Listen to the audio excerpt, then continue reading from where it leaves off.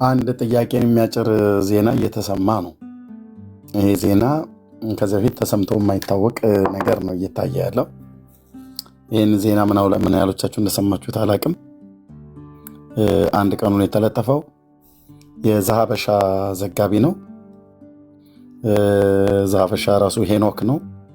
እዚጋ 569700 ፎሎወር ያለው ራሱ ሄኖክ ነው እዚጋ የሚናገረው። ምን እንደሚል የዘንድሮ ጥምቀት እና ይሄ የሆነበቱ ምክንያት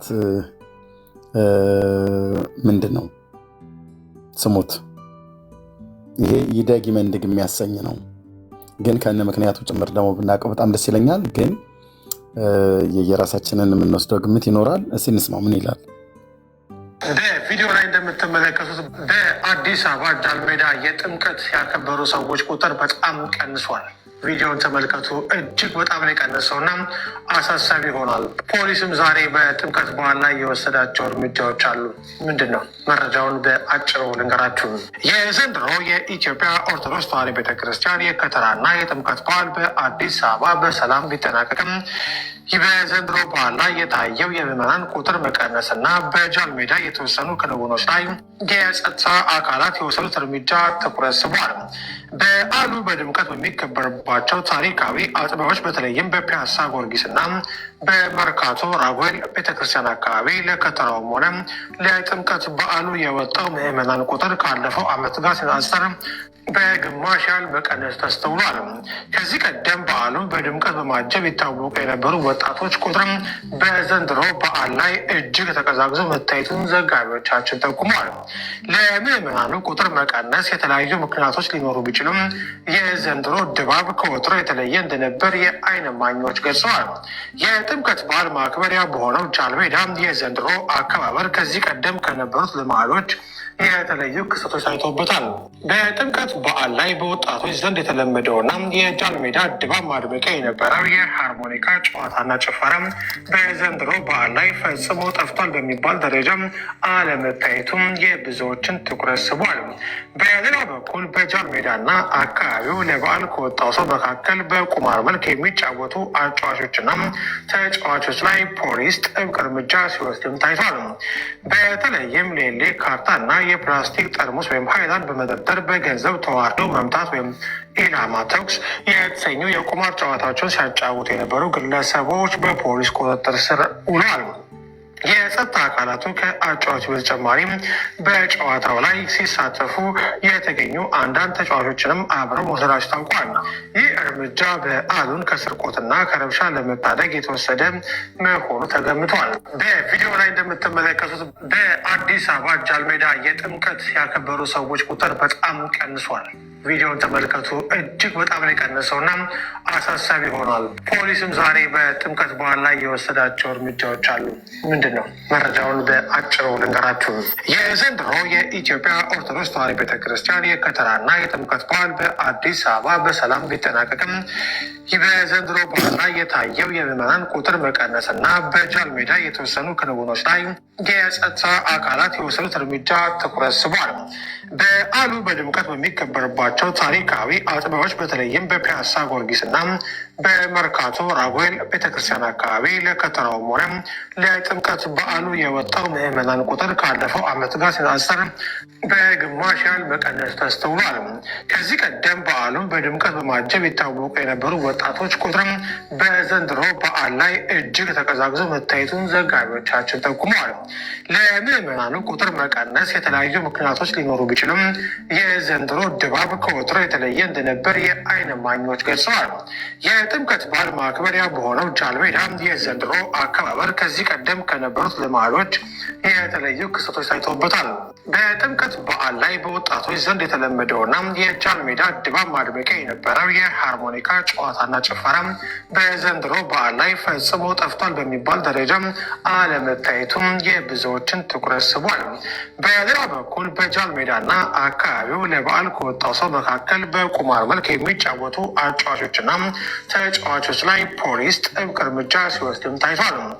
በተለይም ሌሌ ካርታና የፕላስቲክ ጠርሙስ ወይም ሃይላንድ በመጠጠር በገንዘብ ተዋርደው መምታት ወይም ኢላማ ተኩስ የተሰኙ የቁማር ጨዋታዎችን ሲያጫወቱ የነበሩ ግለሰቦች በፖሊስ ቁጥጥር ስር ውለዋል። የጸጥታ አካላቱ ከአጫዋቹ በተጨማሪም በጨዋታው ላይ ሲሳተፉ የተገኙ አንዳንድ ተጫዋቾችንም አብረው መውሰዳቸው ታውቋል። ይህ እርምጃ በዓሉን ከስርቆትና ከረብሻ ለመታደግ የተወሰደ መሆኑ ተገምቷል። በቪዲዮ እግዚአብሔር ይመስገን እንዲህ አይነት ዜና እኔ ሰምቼ አላውቅም። ለምን እግዚአብሔር ይመስገን ብለሃል ኤርምያስ? ኦኬ። የኦርቶዶክስ ተዋሕዶ ቤተክርስቲያን ምዕመናን የጥምቀት በዓልን በአደባባይ ከሚከበር ሁለት ትልልቅ በዓላት ውስጥ አንዱ ነው። አንደኛው የመስቀል ደመራ ነው። ሁለተኛው የጥምቀት በዓል ነው። ለምንድነው እግዚአብሔር ይመስገን ብለህ ያልከው ታዲያ? ወጣቱ ምን አይቶ ነው? ምን ሰምቶ ነው ብዬ እገምታለሁ፣ ጠርጥራለሁ። ካህናቶቹ እንዳትመጡ ብለዋቸው አይደለም። የሶሻል ሚዲያ ዘመን ስለሆነ በተለይ አዲስ አበባ ከተማ ውስጥ ያሉ ወጣቶች በሙሉ እጃቸው ላይ አንድሮይድ ስልኮች እንደሚይዙ ምንም ጥርጥር የለኝም። ቲክቶክም እንደሚኖራቸው ምንም ጥርጥር የለኝም።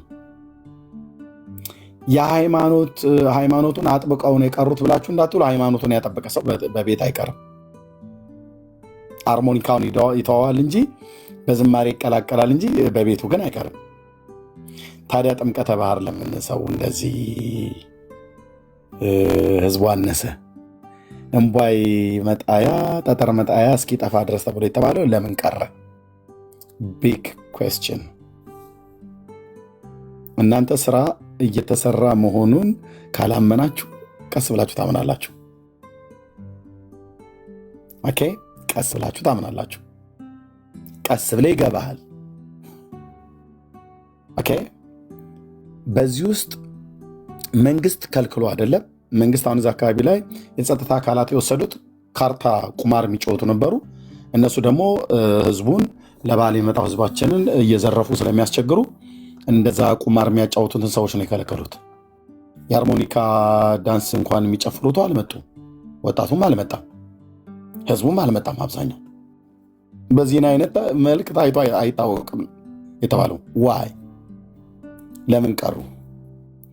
የተለያዩ ግምቶች ቢኖሩም ብሏል። ግምቶቹን ወደ ጠቅላይ ቤተ ክህነት ደውሎ እንደሚጠይቅ ምንም ጥርጥር የለኝም። ጋዜጠኛ ነው፣ ዝም ብሎ እንደፈለገ የሚያወራ አይደለም። ሄኖክ ዛበሻን የማታውቁት ሰው የለም። ምን ይሆን የተሰጠው ምክንያት አልነገረንም። እንገምት፣ መገመት እንችላለን። ግምታችን 100% ትክክል ነው አይደለም። ሊሆንም ላይሆንም ይችላል። ኦኬ። የኔን ግምቴን ስገምት በተለይ ወጣት ክፍሉ ወይ ደግሞ ማህበረሰቡ የሶሻል ሚዲያ ዘመን ስለሆነ እዚህ በሶሻል ሚዲያ ላይ በተለይ ቲክቶክ እና ዩቲዩብ፣ ፌስቡክ ላይ ያለውን ክትክት ይሰማሉ ብዬ አስባለሁ። በእኛና በኦርቶዶክሳውያኑና በእኛና በሙስሊሞችና በኦርቶዶክሶችና በሙስሊሞችና በእኛ መካከል እንደዚሁም በኦንሊ ጂሰሱ መካከል በስላሴ አማንያንና ስላሴ አማንያን ባልሆኑት ማለት ነው እንደነ ኦንሊ ጂሰስ ይሰማሉ፣ ያያሉ። መጽሐፍቶች ይገለጣሉ፣ መረጃዎች ይመጣሉ። እኛም ጥያቄ አለን ብለን እንላለን። ኦርቶዶክስን መልስ አላት ብላ ትላለች። አልመልስ ብለው ሲሉም ደግሞ ያያሉ፣ ይታዘባሉ። በተለይ ወጣቱ ማለት ነው። እርግጠኛ ሆኜ በጥናት የተደገፈ አይደለም፣ የራሴን ግምት ነው የምናገረው። ከተሳሳትኩ ይቅርታ። የአዲስ አበባ መዲናችን ከተማ ወጣቶች ከ190% አንድሮይድ ይኖረዋል ብዬ አምናለሁ። አፕሊኬሽኖች ያሏቸው እንደኛ አይነትን አፕሊኬሽኖች ሊያወርዱባቸው የሚችሉ ሞባይሎች አሏቸው። ኦኬ። ስለዚህ ቲክታክ ይጠቀማሉ።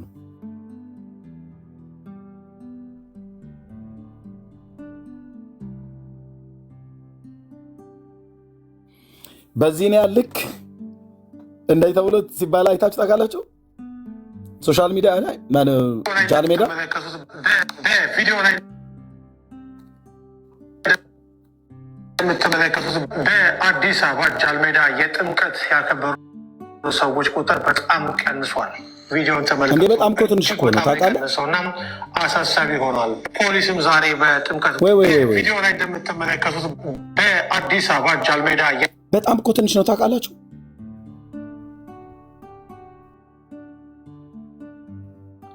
ዋት በጣም እኮ ትንሽ ህዝብ እኮ ነው።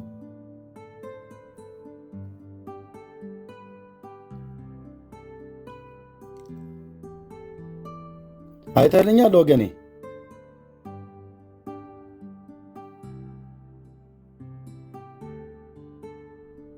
ኦኬ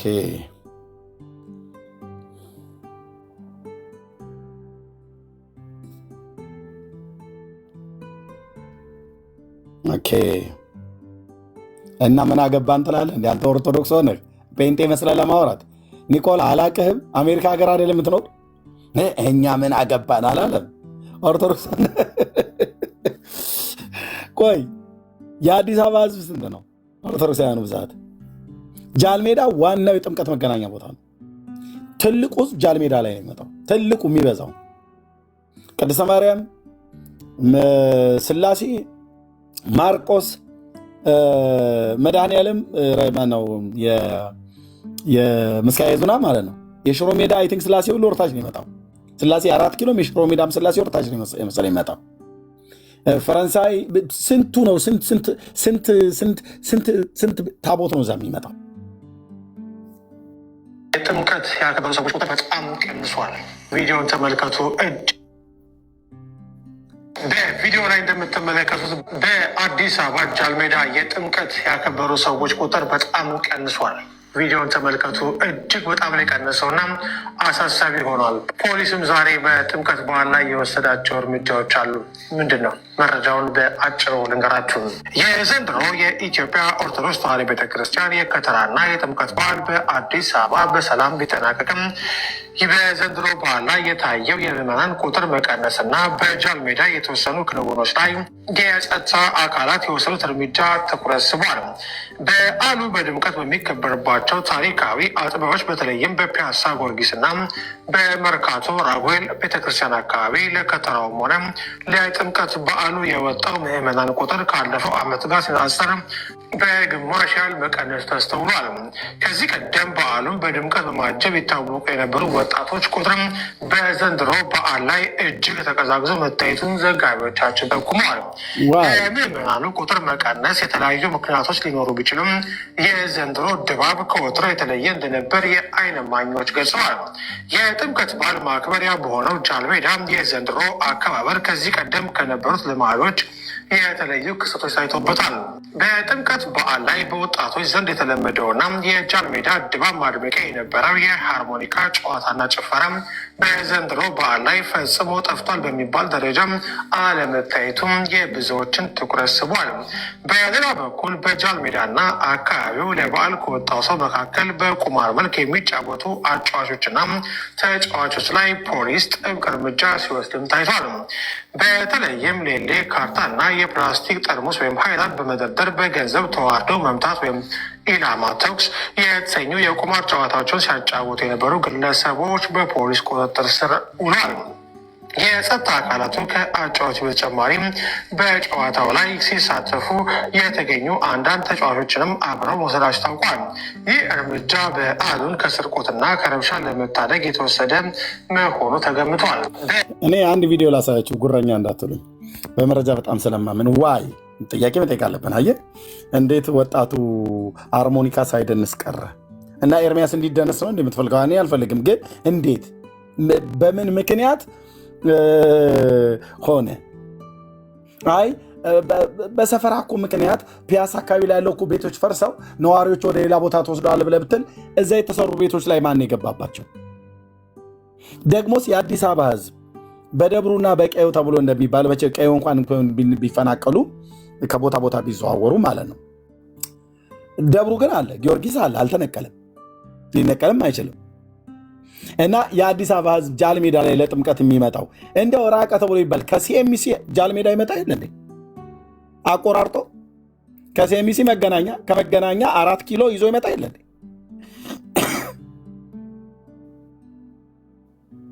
የፈለገ ርቀት ከአቃቂ እኮ ይመጣል። እና እንዴት አልመጣም? ወጣቱ አልመጣም። አለመምጣት ብቻ ሳይሆን እንዴት ሃርሞኒካ የሚደንስ ጠፋ ዘንድሮ። ቴንኪዩ ሎርድ፣ ቴንኪዩ የእግዚአብሔር ልጅ። ትውልዱን አይተኸዋል። እኔ ግን ስጠረጥር ጉራኛ ያንተ ስም ስለተነሳ ነው መለንጩ እንዳትሉኝ። ስጠረጥር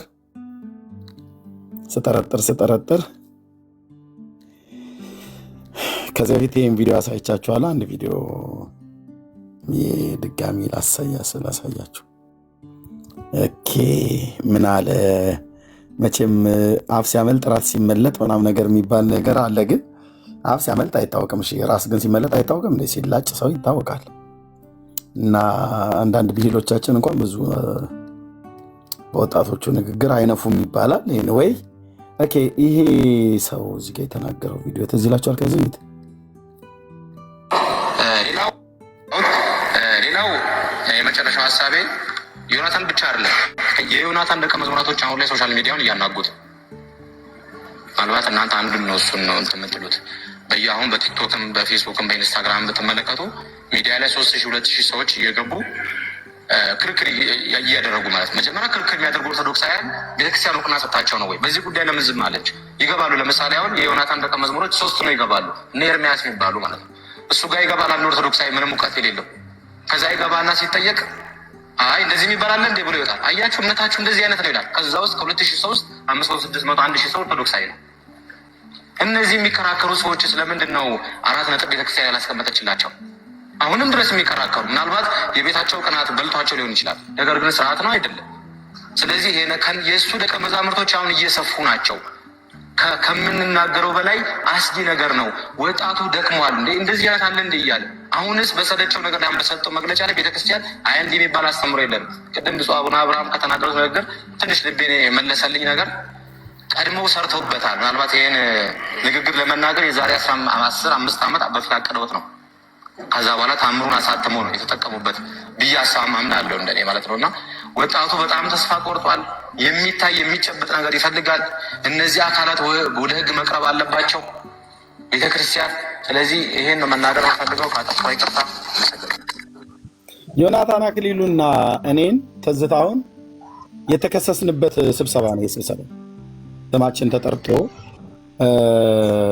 ራሔል ሚዩት አድርገው ከፍተሻል ማየት ስማችን ተጠርቶ የተከሰስንበት ስብሰባ ነው እና የዮናታን ደቀ መዛሙርት አድርጎን ማለት ነው። እኛ የዮናታን ደቀ መዝሙር አይደለንም። እኛ የክርስቶስ ደቀ መዝሙር ነን። ዮኒ ታናሽ ወንድሜ ነው፣ በጌታ ያመነ ወንድም ነው። ኦኬ እዚህ ያለን ወንድማማቾች እንጂ አንዱ ደቀ መዝሙር አይደለም። እና እዛ ከቀረበው ነገር አንዱ የዮናታን ደቀ መዛሙርት ከተባሉት እነ ኤርሚያስ 2000-3000 ሰው እያስገቡ ሶሻል ሚዲያውን እያናጉት ነው እንደሚባለው አይደለም አለ። ቆይ ቀጥሎስ የተናገረው ቪዲዮ ኦኬ እዚህ መረጃ እንዳለ ይዛናል ብራዘር። ላመሰግን ወዳለሁ። እኔ ትንሽ ምናልባት ለንግግሬ በጣም ይቅርታ፣ ትንሽ መሞጋገስ በዛ ብዬ አምናለሁ። ምናልባት ለንግግሬ አሁን በድጋሚ ይቅርታ።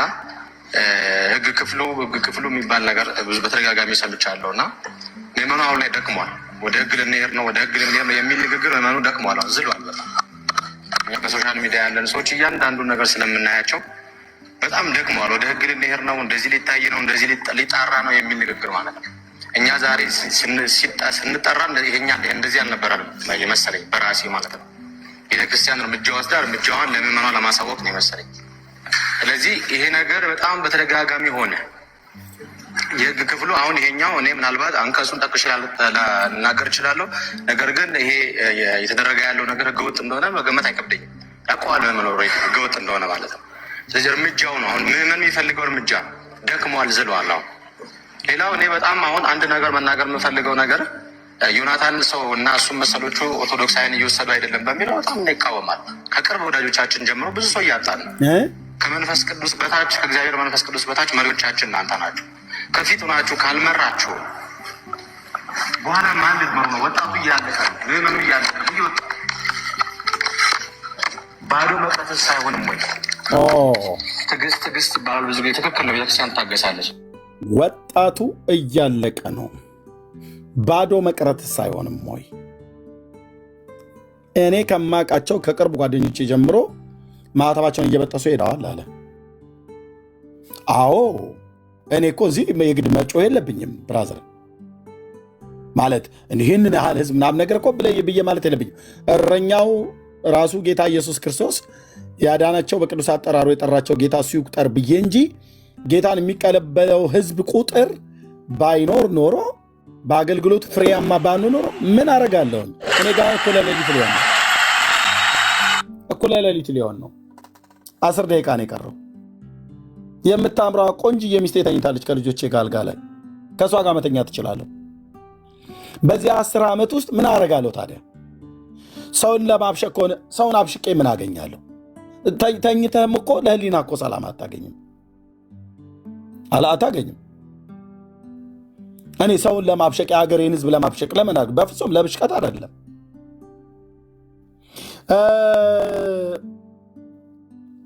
ትውልድ ለማይድንበት፣ እግዚአብሔር ለማይከብርበት፣ ሰይጣን ለማይዋርድበት ስራ ምን አረጋለሁ? ምን እጠቀማለሁ ብራዘር?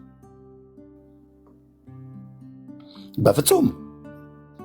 ስለዚህ እግዚአብሔር ያዳነውን ህዝብ ያውቃል፣ እያዳነ ያለውን ህዝብ ያውቃል። አየህ፣ ያ የህዝብ ጎርፍ እግዚአብሔር ያሳየኝ የህዝብ ጎርፍ በራእይ ያሳየኝ ማለት ነው። ከዚቹ ቤተክርስቲያን እግዚአብሔር በምን አይነት መልክ ማለት ነው። ትዝ ይላችኋል፣ በተወለድኩበት አገር የቤተክርስቲያን ውስጥ ስላሴ ቤተክርስቲያን የሰሜኑ ክፍል በር ላይ በሩ እንደዚህ ሆኖ የሰሜኑ በር የወንዶቹ በር ማለት ነው። ይሄ ልክ ታቦት ስናወጣ በሰሜኑ በር በኩል ነው የሚወጣው እና በሰሜኑ በር በኩል ወጥቶ በሩ እዚህ ጋር ሆኖ ደረጃ አለው። እዚህ ጋር ሲደርስ ልክ ታቦት እየወጣ እያለ ለክብረ በዓል እዚህ ጋር ካህናት ቆመን እየጸነጸንን ወረብ እንወርባለን፣ እንጀምራለን። ከዛ ሲወጣ ነው አብረን ተከተለን ወተን የምንዞረው ማለት ነው።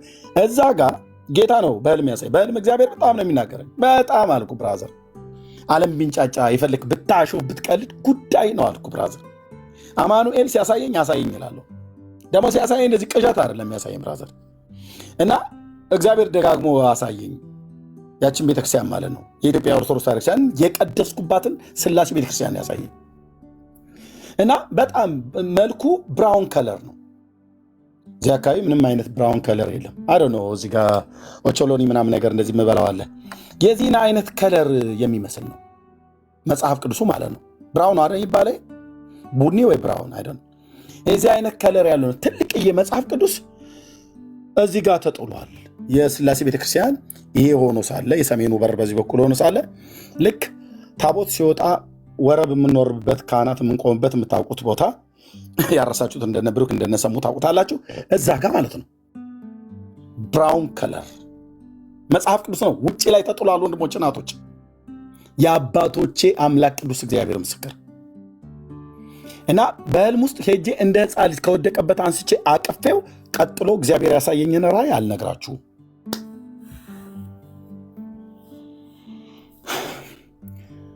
እግዚአብሔር ህዝቡን ይፈልጋል፣ ህዝቡም እግዚአብሔርን ይፈልጋል። አትጠራጠሩ። ደግሞ ማንም እኛ ጴንጤዎች ወንጌል መስበክ ብንተው እግዚአብሔር ወንጌል የሚሰብክ ሌላ ትውልድ ያስነሳላል። ሌላ ትውልድ ዓላማው የእግዚአብሔር ዓላማ በሰማይና በምድር ያለው በልጁ በኢየሱስ ክርስቶስ መጠቅለል ስለሆነ ማለት ነው።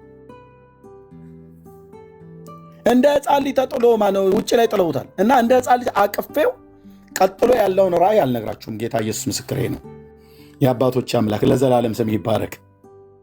ልታደርገው ስለነገርከኝ ደግሞ እያደረግከውም ስላለ እጅግ አድርጌ አመሰግናለሁ። አልናገርም እንዳወራ ስለምከለከል ማለት ነው። ቀጥሎ ያለውን ያሳየኝን በዘመኔ ሁሉ ደስ የሚያሰኘኝ ነው። ያንን ራእይ ሁሉ እያየሁ ነው ማገለግለው። የሰራዊት ጌታ እግዚአብሔር ህዝቡን ይፈልገዋል። ለዚህ ህዝብ ደሙን ያፈሰሰ ጳጳስ፣ ደሙን ያፈሰሰ ፓስተር፣ ደሙን ያፈሰሰ ሼካ፣ ደሙን ያፈሰሰ ራባይ ማንም የለም። የእግዚአብሔር ልጅ ነው ደሙን ያፈሰሰው። ስለዚህ መንጋውን ከእረኛው ጋር ማገናኘት የሰባኪዎች ስራ ነው። መንጋውን ከእረኛው ጋር የማያገናኝ ጳጳስ፣ የማያገናኝ ቆሞስ፣ የማያገናኝ ቄስ፣ የማያገናኝ መምህር ቀሚስ ይጎትት፣ አስኬማ ይድፋ፣ ጥምጥም ይጠምጥም፣ ፓስተር ቢሆን በከረባት ይታነቅ፣ ሱፍ ይልበስ ጉዳይ ነው እኮ አልኩ። ከስላሴ መንግስት ትእዛዝ ስለወጣ እግዚአብሔር በልጁ ሞት ላይ ስለማይቀልድ ልጁን ለኃጢአት ሞት ተላልፎ እንዲሰጥ በኃጢአተኞች እጅ እንዲገደል ያደረጉበትን ዓላማውን ይፈጽመዋል። ዓላማው ምንድነው? በሰማይና በምድር ያለውን በክርስቶስ በልጁ መጠቅለል ነው። መለከት ሊነፋ ዘመን ስለቀረበ፣ ጌታችን ኢየሱስ ክርስቶስ ተመልሶ ሊመጣ ዘመን ስለቀረበ በእርሱ ደስ የሚለኝ የምወደው ልጄ እርሱ ነውና እሱን ስሙት ነው ያለው። እግዚአብሔር አብ ምን ደስ ይልሃል ብለህ ብትለው ልጄን ስማው ነው የሚለው። የልቡን ሐሳብ በልጁ በኩል ነግሮናልና በማንም አልነገረም። የዕብራውያን መልእክት ላይ ሲናገር የተናገረው ማለት ነው ከጥንት ጀምሮ እግዚአብሔር በብዙ አይነትና በብዙ ጎዳና ለአባቶቻችን በነቢያት ተናግሮ ይላል። ሁሉን ወራሽ ባደረገው ደግሞም ዓለማትን በፈጠረበት በልጁ በዚህ ዘመን መጨረሻ ለእኛ ተናገረን ይላል። እግዚአብሔር ከጥንት ጀምሮ በብዙ አይነትና በብዙ ጎዳና ተናግሯል። በነቢያት ድምፅ ተናግሯል፣ በሕልምና በራእይ ተናግሯል፣ በመላእክት ተናግሯል፣ በተለያዩ መንገዶች ተናግሯል። አሁን ግን የዘመን ፍጻሜ ላይ ሁሉን ወራሽ ባደረገው በልጁ ተናገረን ይላል። የልቡን ሐሳብ ቅዱስ እግዚአብሔር አብ ዘርግፎ የተናገረው በልጁ ነው። አብዛኛው የሚበልጠውም በነቢያትም ቢናገር በሁሉም ቢናገር በልጁ ማለት ልጁ ማለት ራሱ ከአባቱ ጋር ከእግዚአብሔር አብ ጋር እኩል የመለኮት ስልጣን ያለው ባለመቀዳደም ባለመበላለጥ በዘላለም ውስጥ የነበረ ያለም ለዘላለምም የሚኖር ሁሉ በእርሱ የሆነ ገባሬ ሰማያት ወምድር ነው ኢየሱስ ማለት ነው። ስለዚህ የአብን ልጅ ኢየሱስን አለመስማት የሚያመጣው ኮንሲኮንሲ ብራዘር ራስህን አከ ጸጉርን እያከክ የምታልፈው ፍርድ እንዳይመስል በልጁ በኩል የተሰበከውን ወንጌል አለመስማት የሚያመጣውን ኮንሲኮንሲ እኔ ምን አለፋለፈኝ? ቅዱስ ጳውሎስ ለምን አይነግረንም? ወንድም ማለት ሁሌ ይህን ክፍል አሳየዋለሁ። ሁሌ ይህን ክፍል እናገርበታለሁ። ወንድሞች እናቶች፣ ከዚህ ፍርድ እግዚአብሔር ያድናችሁ። ወንድሞች እናቶች፣ ቅዱስ ጳውሎስ በሁለተኛ ተሰሎንቄ መልእክቱ ምዕራፍ 2 ቁጥር 8 ጀምሮ ከቁጥር 1 ጀምሮ ላንብበው። ጳውሎስ እና ስልዋኖስ ጢሞቴዎስ ስልዋኖስ ማለት ሲላስ ማለት ነው። የሲላስ ሁለተኛ ስሙ ነው ስልዋኖስ። ጢሞቴዎስም በእግዚአብሔር በአባታችን በጌታ በኢየሱስ ክርስቶስም ወደምትሆን ወደ ተሰሎንቄ ሰዎች ቤተ ክርስቲያን ከእግዚአብሔር ከአባታችን ከጌታም ከኢየሱስ ክርስቶስ ጸጋና ሰላም ለእናንተ ይሁን ካለ በኋላ ወንድሞች ሆይ እምነታችሁ እጅግ ስለሚያድርግ የሁላችሁንም የእያንዳንዳችሁን ፍቅር እርስ በርሳችሁ ስለሚበዛ ሁል ጊዜ ስለ እናንተ እግዚአብሔርን እንደሚገባ ልናመሰግን ግድ አለብን አለ። የተሰሎንቄ ቅዱሳን ያሳዩት የህይወት ለውጥ በጣም የሚገርም ነው። አሁን ስለ እነሱ አላወራም። ኦኬ። ስለዚህም በምትታገሱበት በደስታችሁ እና በመከራችሁ ሁሉ ከመጽናታችሁና ከእምነታችሁ የተነሳ በእግዚአብሔር አብያተ ክርስቲያናት ስለ እናንተ ራሳችን እንመካለናል። በሌሎች አብያተ ክርስቲያናት ዘንድ ስለ እናንተ የምንመካበትን ነገር አግኝታችኋል። ከተገኘባቸው አንዱ ነገር በጣም የሚገርም እምነት፣ ስራና ፍቅር የሚባለው ሶስቱ በተግባር የታየባቸው አማኞች ናቸው። እምነት፣ ፍቅርና ተስፋ የሚባለው ማለት የእምነታችሁን ጽናት የፍቅራችሁንም ድካም ብሎ ይላቸዋል። ገና ምዕራፍ አንደኛ ተሰሎንቄ ላይ ሲናገር ማለት ነው መግቢያው ላይ ጌታን የተቀበሉበት ዘመን ቅርብ ነው። የተሰሎንቄ ቅዱሳን ህይወታቸው ግን በጌታ ቤት የኖረ ሰው ህይወት ነው ያሳዩት። ለዚህ ነው ግድ አለብን ያላቸው። ኦኬ። ስለ እርሱ ደግሞ መከራ ለምትቀበሉለት ለእግዚአብሔር መንግስት የምትበቁ ሆናችሁ ትቆጠሩ ዘንድ ይህ የእግዚአብሔር ቅን ፍርድ ምልክት ነው። ጌታ ኢየሱስ ከስልጣኑ መላእክት ጋር ከሰማይ በእሳት ነበልባል ሲገለጥ መከራን ለሚያሳዩአችሁ መከራን ለምትቀበሉ ከኛ ጋር እረፍት ብድራት አድርጎ እንዲመልስ በእግዚአብሔር ፊት በእርግጥ ጽድቅ ነውና ይላል። ስለ እግዚአብሔር መንግስት መከራን ይቀበላሉ። መከራ የሚያሳዩአቸው ሰዎች አሉ። ብድራታቸውን ራሱ ለእናንተ መከራ ለሚያሳዩአችሁ መከራን ይመልስብላቸዋል እያለ ነው። እናንተ ደግሞ መከራን ለምትቀበሉ ከኛ ጋር እረፍት ብድራት አድርጎ እንደሚመልስ በእግዚአብሔር ፊት ግልጥ ነው። መከራ ተቀበለህ አትቀርም ነው። በጽድቅ መከራ የምትቀበልለት ጌታ መከራ በሚያሳዩአችሁ ላይ መከራን ሲጨምር ለእናንተ ግን እረፍትን ብድራት አድርጎ እንዲመልስ በእርግጥ በእግዚአብሔር ፊት ጽድቅ ነው። ሃሌሉያ! ጽድቅ ነው ካለ በኋላ የሚለውን ይሁት ቀጥሉ። የጌታን ወንጌል አለመስማት በእግዚአብሔር ልጅ በዳዊት ልጅ በኢየሱስ ክርስቶስ በድንግሊቱ የማኅፀኗ ፍሬ በኩል የተሰበከውን ቃል አለመስማት የሚያመጣው ኮንሲኮንሲ አያስመልጠህም ማንም ፓስተር። አገር ይረባረብብህ አልኩህ፣ ማንም ፓስተር አያስመልጠህም። ይህንን እውነት አልሰማም ብለህ ብትሞት እዛ ሄዶ ስላንተ የሚሟገትልህ ፓስተር የለም። ማንም ጳጳስ፣ ማንም ቆሞስ፣ የትኛውም ጻድቅ፣ ማርያም ብትሆን የጌታ እናት ተነሳ ልትምረው ይገባል ብላ እዛ ግርግር አትፈጥር። ጻድቃን በላቸው፣ ሰማዕታት በላቸው፣ ቅዱሳን መላእክት ብትሆን ቅዱስ ሚካኤል እንግዲህ የእኛንም ሐሳብ ሊደመጥ ይገባል ብሎ ሐሳብ አያቀርብም በእግዚአብሔር አፍ ፊት። ገብርኤል እኔም ሐሳብ አለኝ ታኅሳስና የሐምሌ ገብርኤልን ትደግስ ነበር አቃታለች ሴትዮ ብሎ ሐሳብ አያቀርብም። እግዚአብሔር በልጁ በኩል ምን አወራ? እግዚአብሔርን የማያውቁትን ይላል። ሃይማኖት ቤት እኮ ተቀምጦ ሰው እግዚአብሔርን አያውቀው ያዕቆብ መስሏል። ያለ መድኃኔዓለም ማን አለ ብሎ የሚል ሰው ሁሉ መድኃኔዓለምን የሚያውቀው እንዳይመስልህ። ሲጠራ እንድዬ መድዬ ብሎ ስላለ በጣም ስላቆላመጥ የሚያውቀው እንዳይመስልህ። የት ያውቀውና መድኃኔዓለምና ስሙን ቢያውቀው ኖሮ ጥሩ ነበር። እና እግዚአብሔርን የማያውቁትን ከዛስ ለጌታችን ለኢየሱስ ክርስቶስ ወንጌል የማይታዘዙትን ይበቀላል። ማለት በጌታችን በኢየሱስ ክርስቶስ አፍ የተሰበከው ወንጌል የምስራች ማለት ነው። ቀርቦም እርሱ መጥቶም ርቀው ለነበሩት ሰላምና የምስራችን ቀርበው ለነበሩትንም የምስራችን ሰበከ ይላል። ማነው ሰባኪው? የተቀባው የአብ ልጅ ኢየሱስ።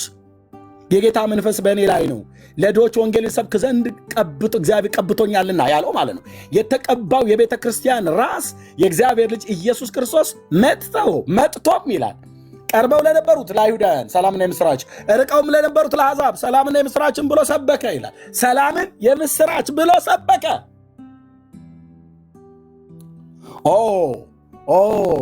ባትፈጠር ይሻላል ብራዘር።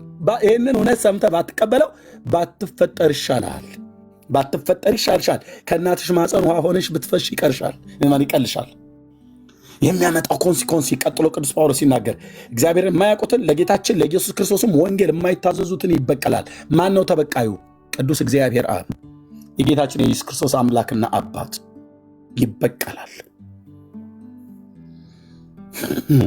በዘዳግም 18 ላይ እንደተናገረው ማለት ነው ከወንድሞች መካከል እንዳንተ አይነት ነቢይ አስነሳላቸዋለሁ፣ ቃሌም ባፉ አድርጋለሁ፣ ያን ነቢይ የማሰማ ነፍስ እኔ ይበቀልለታለሁ ብሎ እንዳለ ያ ነቢይ እስጢፋኖስና ጴጥሮስ ኢየሱስ ነው ብለው ነግረውናል።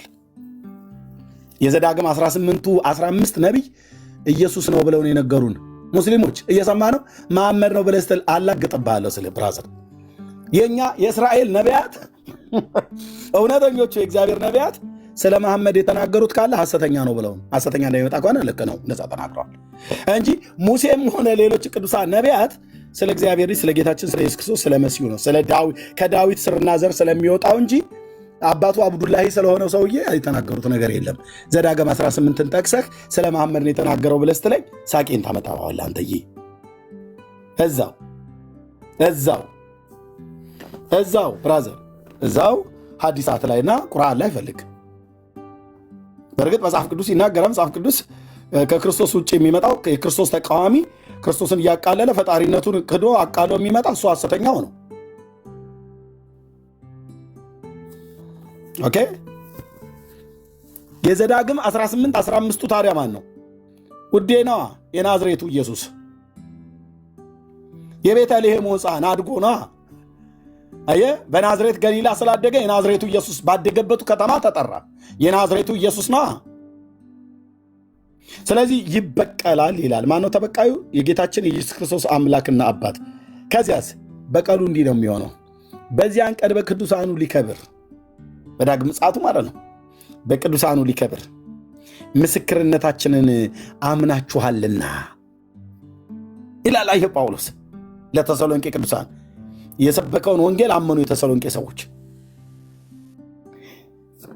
ምስክርነታችንንም አምናችኋልና በሚያምኑት ሁሉ ዘንድ ሊገረም ሲመጣ ጌታ ማለት ነው በዳግም ምጽአቱ።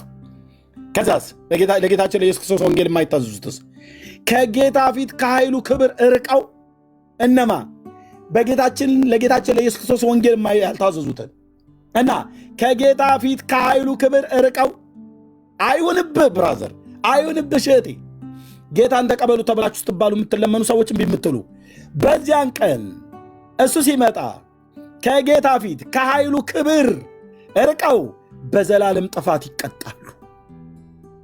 ዋት በአንድ ወር ቅጣት ይቀጣሉ። ከዛ ምንድነው ይሄ እስር ቤት መንግስት የሚለቀው? ምንድነው አመክሮ ታይቶላቸው ይለቀቃሉ አይልም። በ1 ዓመት ቅጣት ይቀጣሉ፣ ከዛ በኋላ በአመክሮ ይለቀቃሉ አይልም። በ10 ዓመት ቅጣት ይበየንባቸውና ከዛ ይለቀቃሉ አይልም። በዕድሜ ልክ ይቀጡና ከዛ ሲሞቱ ይቀልላቸዋል አይልም። ይሄ ምን ማለት ነው? በ100,000 ዓመት ከዛ በኋላ ይወጣሉ ብሎ አይልም። 1 ሚሊዮን ዓመት ቀጥሮ አይሰጥህም። ዘላለም ዘላለም ማለት ቀን ማነው? ሰዓት፣ ደቂቃ፣ ሰዓት፣ ቀን፣ ሳምንት፣ ወራት፣ ዓመታት የማይቆጠሩበት ማለት ነው። ገባህ ማለት ገባህ ማለት ነው።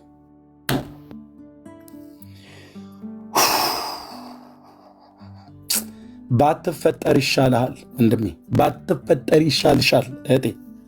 ይህንን የተናገረው የኤርምያስ ፓስተር እንዳይመስል። ኤርምያስም እዚህ ያላችሁ በጌታ ያመናችሁ ወንድሞችና እህቶች በሙሉ የምታምኑት የታመነው ከቅዱስ ማነው ከጌታ ቀጥለን አዲስ ኪዳን ላይ የምንጠራው ስመጥር ሐዋርያ ታላቁ ጳውሎስ ነው። ቅዱስ ጳውሎስ ሐዋርያው ነው። በመንፈስ ቅዱስ ኢንስፓየር ሆኖ የጻፈው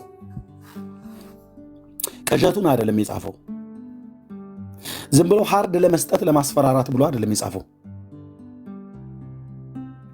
ሙሴ በመንፈስ ቅዱስ ተነርቶ የጻፈውን ትንቢት እሱ በመንፈስ ቅዱስ ተነርቶ ቅጣቱ ምን አይነት ቅጣት ነው ይላል። በቀሉ ምን አይነት በቀል ነው ይላል። የማይታዘዙትን ይበቀላል አላረ። አዎ ለማይታዘዙ ለጌታችን ለኢየሱስ ክርስቶስ ወንጌል የማይታዘዙትን። ይሄ ነበራ ነብዩ ከወንድሞች መካከል እንዳንተ አይነት ነቢይ አስነሳላቸዋለሁ ብሎ እግዚአብሔር ለሙሴ በሙሴ በኩል የተናገረው ነቢይ ጌታችን ኢየሱስ ክርስቶስ ነበር። የነቢያት ግሬስ የነቢያት ኦፊስ እላው ላይ የነቢያት ጸጋ እንዳለ ታውቃላችሁ። የስንቶቻችሁ ነቢይ ማለት ናቫ የሚለው የዕብራይስጡ ቃል ከእግዚአብሔር የሰማን የሚናገር ማለት ነው። ራሱ ኢየሱስ እግዚአብሔር አይደለ እንዲህ በመለኮቱ? አዎ። ታዲያስ ለአባቱ ፍቃድ ግን ራሱን ሰሚት አድርጎ ስለመጣ ከራሱ በመለኮትነቱ ከራሱ የሚናገረው ነገር ስላጣ ሳይሆን ለአባቱ ፍቃድ ራሱን ሰሚት አድርጎ ስለመጣ ከአብ የሰማውን ነበር ይናገር የነበረው። እየሰማኝ ነው ወይ አንተ ሰውዬ? ከአብ የሰማውን ከራሱ የሚናገረው እንደ መለኮትነቱ ከራሱ የሚናገረው አጥቶ አይደለም። ኦኬ። ለአባቱ ግን ምን አይነት ትሁት ነው! ምን አይነት ትሁት ነው! ከእግዚአብሔር ጋር መተካከል እንደሚቀማት አልቆጠረውም እኮ ይላል። ምን አይነት ትሁት ጌታ ነው! ራሱ እንደተናገረ እኔ ዋ በልቤ ትሁት ነኝ ይላል። ይህን ያህል ማለት ነው። ስለዚህ የኢየሱስ ነቢይነት ከአብ እየሰማ ስለነገረን እኮ ነው። ይህ የምትሰሙት ቃል የኔ አይደለም ከአባቴ የሰማሁትን ነው ብሎ ያለው ለዚህ ነው እንጂ በመለኮትነቱ ከሱ የሚናገረው ነገር ስለሌለ እንዳይመስልህ። በመለኮትነቱ ከአብ ቅንጣት አይበልጥም፣ አያንስምም፣ አይቀድምም፣ አይበላለጥምም። እንዴት ትሁት ነው! እንዴት ትሁት ነው አምላኬ! እንዴት ትሁት ነው አምላካችን! እንዴት ትሁት ነው የሕይወታችን ባለቤት፣ የነፍሳችን የወለንተናችን ሰሪ፣ የሰማይ የምድር ፈጣሪ! እንዴት ትሁት ነው! እንዴት ትሁት ነው! እንዴት ትሁት ነው! ከአብ የሰማሁትን ነው ምነግራችኋል። አባቱም በሱ በኩል ነገረን። ኢየሱስ የተናገረውን ዲናይ ማድረግ የአባቱን ቃል ዲናይ ማድረግ ነው። በመለኮቱ ደግሞ ከአባቱ ጋር እኩል ነው። አይቀድመውም፣ አይበልጠውም፣ አያንሰውም፣ አይቀዳደሙም። እኩል እኩል ማለት እኩል ማለት ነው። የመለኮት ባህሪ ያለው ጌታ እንዴት በረት ይተኛል! እንዴት በጨርቅ ተጠቅልሎ አንዲት ልጃገረድ እጅ ላይ ለመተኛት እንዴት ፈቀደ! እንዴት ወሰነ! አቤቱ ጌታዬ! ይህን ስመረምር አንተን ሊያድን ነው። ኤርምያስ በቃ መልሱ ይሄ ነው። ምንም አትፈላሰፍ። ኧረ እኔ አልፈላሰፍም። ምንም አትፈላሰፍ። በቃ የአንተው ጣጣና ጦስ ጥንቡሳስ ነው እዚህ ያደረሰው ነው መባል ያለበት ኤርሚያስ። አዎ እኔም ሳትነግረኝ በፊት አውቃለሁ፣ መጽሐፉ ስለነገረኝ። እዚህ ያለ የብሩክ የራሄል የመሲ የሰሙ የኤርሚያስ የማንም የበረከት የመቅዲ የማይ የጽዮን የማናችን እዚህ ያለ የአዳም በደልና ኃጢአት ጦሳችን ጥንቡሳሳችን ነው እዚህ ያደረሰው። ሊሆን የማይገባውን እንዲሆን ያደረገው ማለት ነው። ራሱ በፈጠረው ፍጡር ተንገላታ። አዳምን በሰው የሰሩ እጆቹ ከምድር አፈር ያበጁት ኢዮብ እንደተናገረ እጆች ሰሩ ይለወሱኝ አበጁኝ ያለው አዳምን ያበጁ እጆች ከደረቅ እንጨት ጋር በመስማር ተጣበቁ። አዳምን የሰሩ እጆች የሰራው አዳም የፈጠረው አዳም በፈጠረው እጅ ላይ ምስማርን ሊጨምር ግድ ሆነ። መዳኛው መንገድ ያ ስለሆነ ማለት ነው። አዳምን ለማዳን አዳም በሰራው እጅ ላይ በፈጠረው እጅ ላይ ምስማር ይጨምራል። በቃ ሆነ። እኔን ለማዳን እኔን ሊያድነኝ እኔ ራሴ የሰራኝ እጅ ላይ ምስማር ስጨምር ማለት ነው። አንተ ራስህ አንቺ ራስሽ በሰራሽ እጅ ላይ መስማር መዶሻ ይዘሽ ስትቀጠቅጪ ቀራኒዮ ይታይሽ። ይሄ ነው የሆነው። ይሄ ነው የዚች ዓለም ግልብጥ።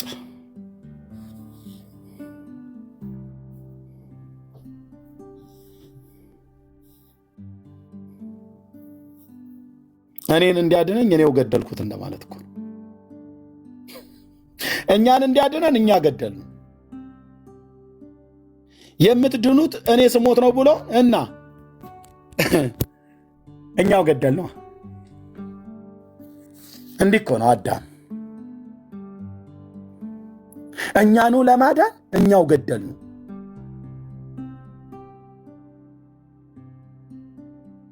እንዴት አይነት አማርኛ ነው!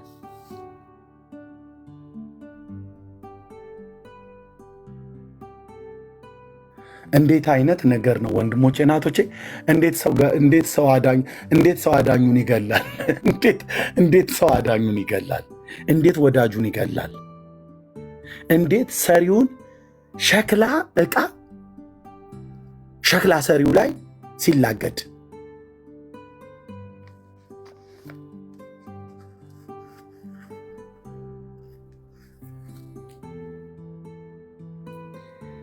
አቤቱ አቤቱ አቤቱ አቤቱ አቤቱ። እዚህ ጋር ውሃ የጠጣሁበት ብርጭቆ አለ። እዚህ ጋር ቡና የጠጣሁበት ሲኒ አለ። ቀዝቅዞ ግማሹ ቀርቷል። ከፋብሪካ ነው የተሰሩት። ሰው ነው የሰራቸው። ብርጭቆውንም የውሃ መጠጫውንም የቡና መጠጫውንም ፋብሪካ ውስጥ እንዲህ አይነት ዲዛይንና ቅርጽ እንዲኖረው አድርጎ የሰራውን ባለቤቱን ይሄ ብርጭቆ ተነስቶ ባለቤቱን ገደለው ተብሎ ቢባል ምን ትላለህ? ብርጭቆ እንዲሆኑ እንዲፈጠር የሰራውን ጌታውን ፈጣሪው ራሱ ብርጭቆ ገደለው ተብሎ ቢባል ምን እንደምትለው? አንተና እኔ ማለት እንደዚህ ነን።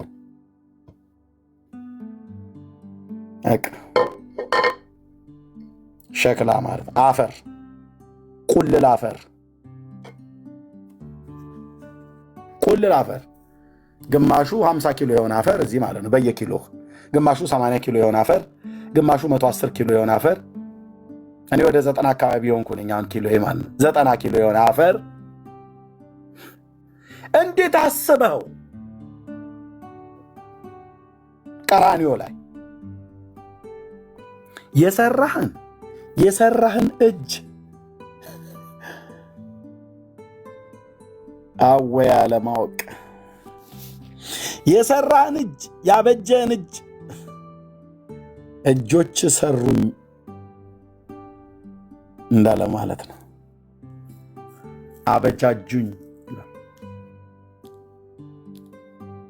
እጅ ሰራች፣ ለወሰችኝ። አቤቱ አቤቱ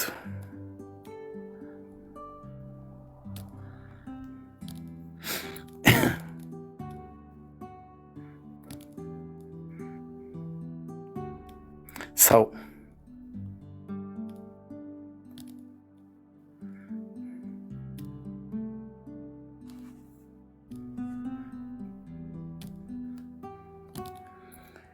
ያበጀንን የሰራንን እጅ ወንድሞች እናቶች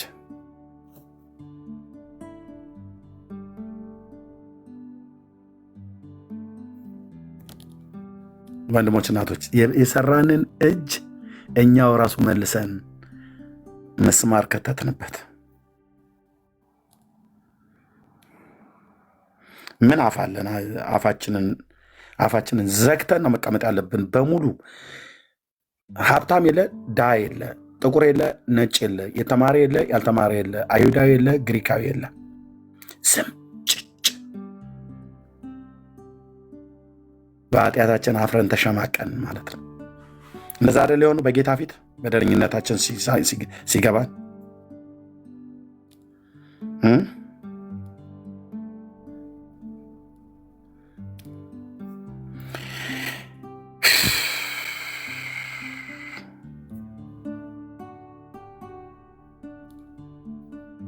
ዳዊትም እንደዛ ነው ያለው።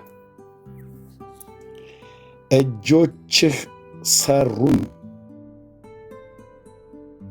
አበጃጁኝም።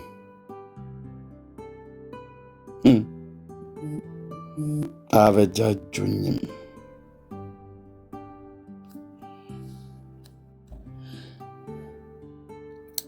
እንዲህ ክርክር እያወጣ ከመታጠብ በቀር ምን አድርጌ ያውቃለሁ? ምን ይህ ብቻ ተጠንቶ ያልቃል? እንደዚህ ጣታችን እዚህ ጋር ብቻ ስፔሻሊስቶች ቢያጠኑት እሱን ለሰሙ ብተውለት ይሻለ፣ የጤና ባለሙያ ስለሆነ ማለት ነው። ሰው ተጠንቶ እኮ የማያልቅም። እንዴት አድርጎ በአጥንት በጅማት በቅልጠም እንደዚህ በቆዳ ተጣጥሞ ደም ውስጡ ይሄዳል። ቀይ ነጭ ደም ሴል እንዲህ አድርጎ የሰራውን እጅ እነዚህን እጆች ቸነከር ናቸው። እንደ ቀላል ነገር የሚያልፈው ይመስላችኋል ብዙዎች?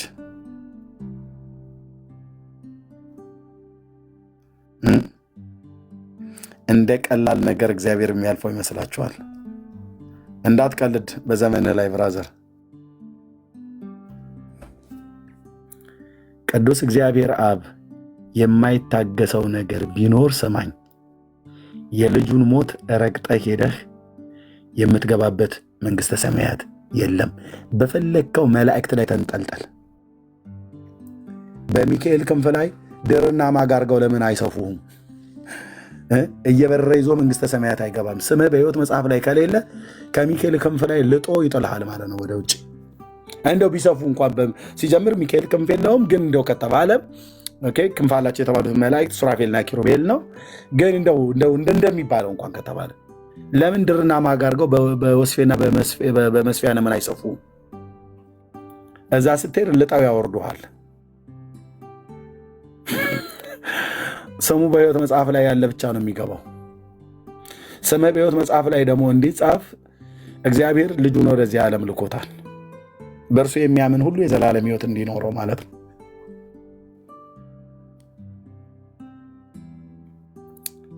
ይህን ጌታ ሳታገኙ እንዳትሞቱ ብሎ የሚል የሚያስቆጣ ሆኖ እኛ በሰው ሐዘን አንቀልድም፣ በሰው ሐዘን አናሾፍም። ሰው ግን ከሞተ ሞተ ነው። በሐዘንተኞችን እናጽናናለን። ተገቢ ነው፣ ልክ ነው።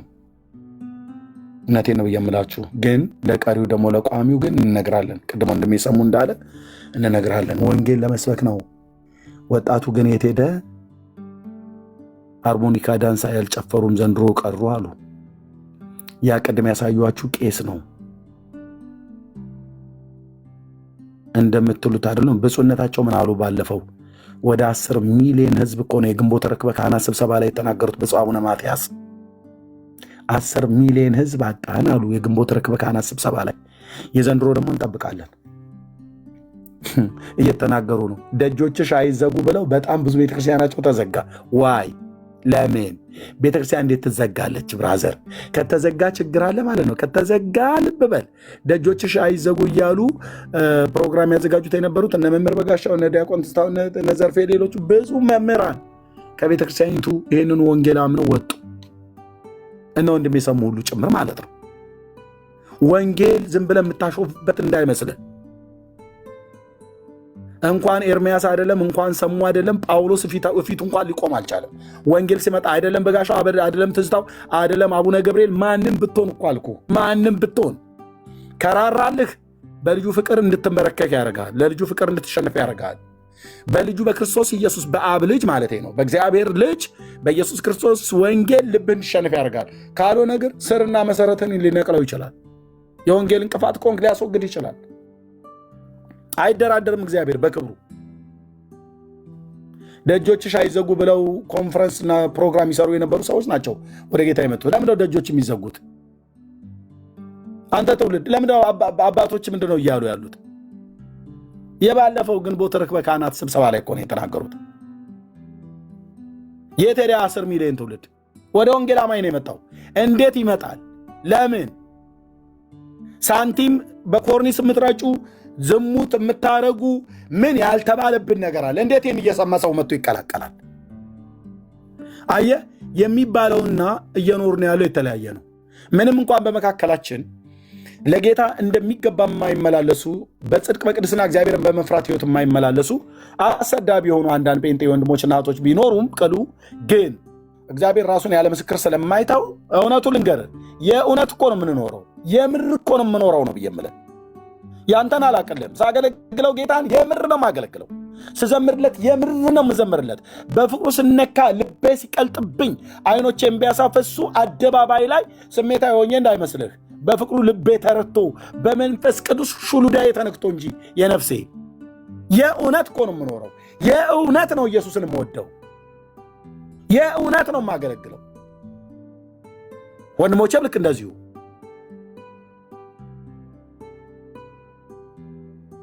የእውነት ስለወደደኝ ማለት ነው። የእሱ መውደድ ጥያቄ ውስጥ አይገባም።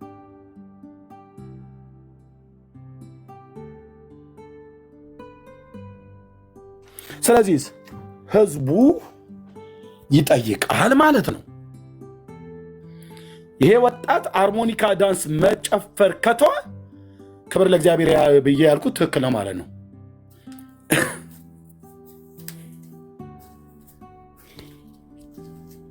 ኦኬ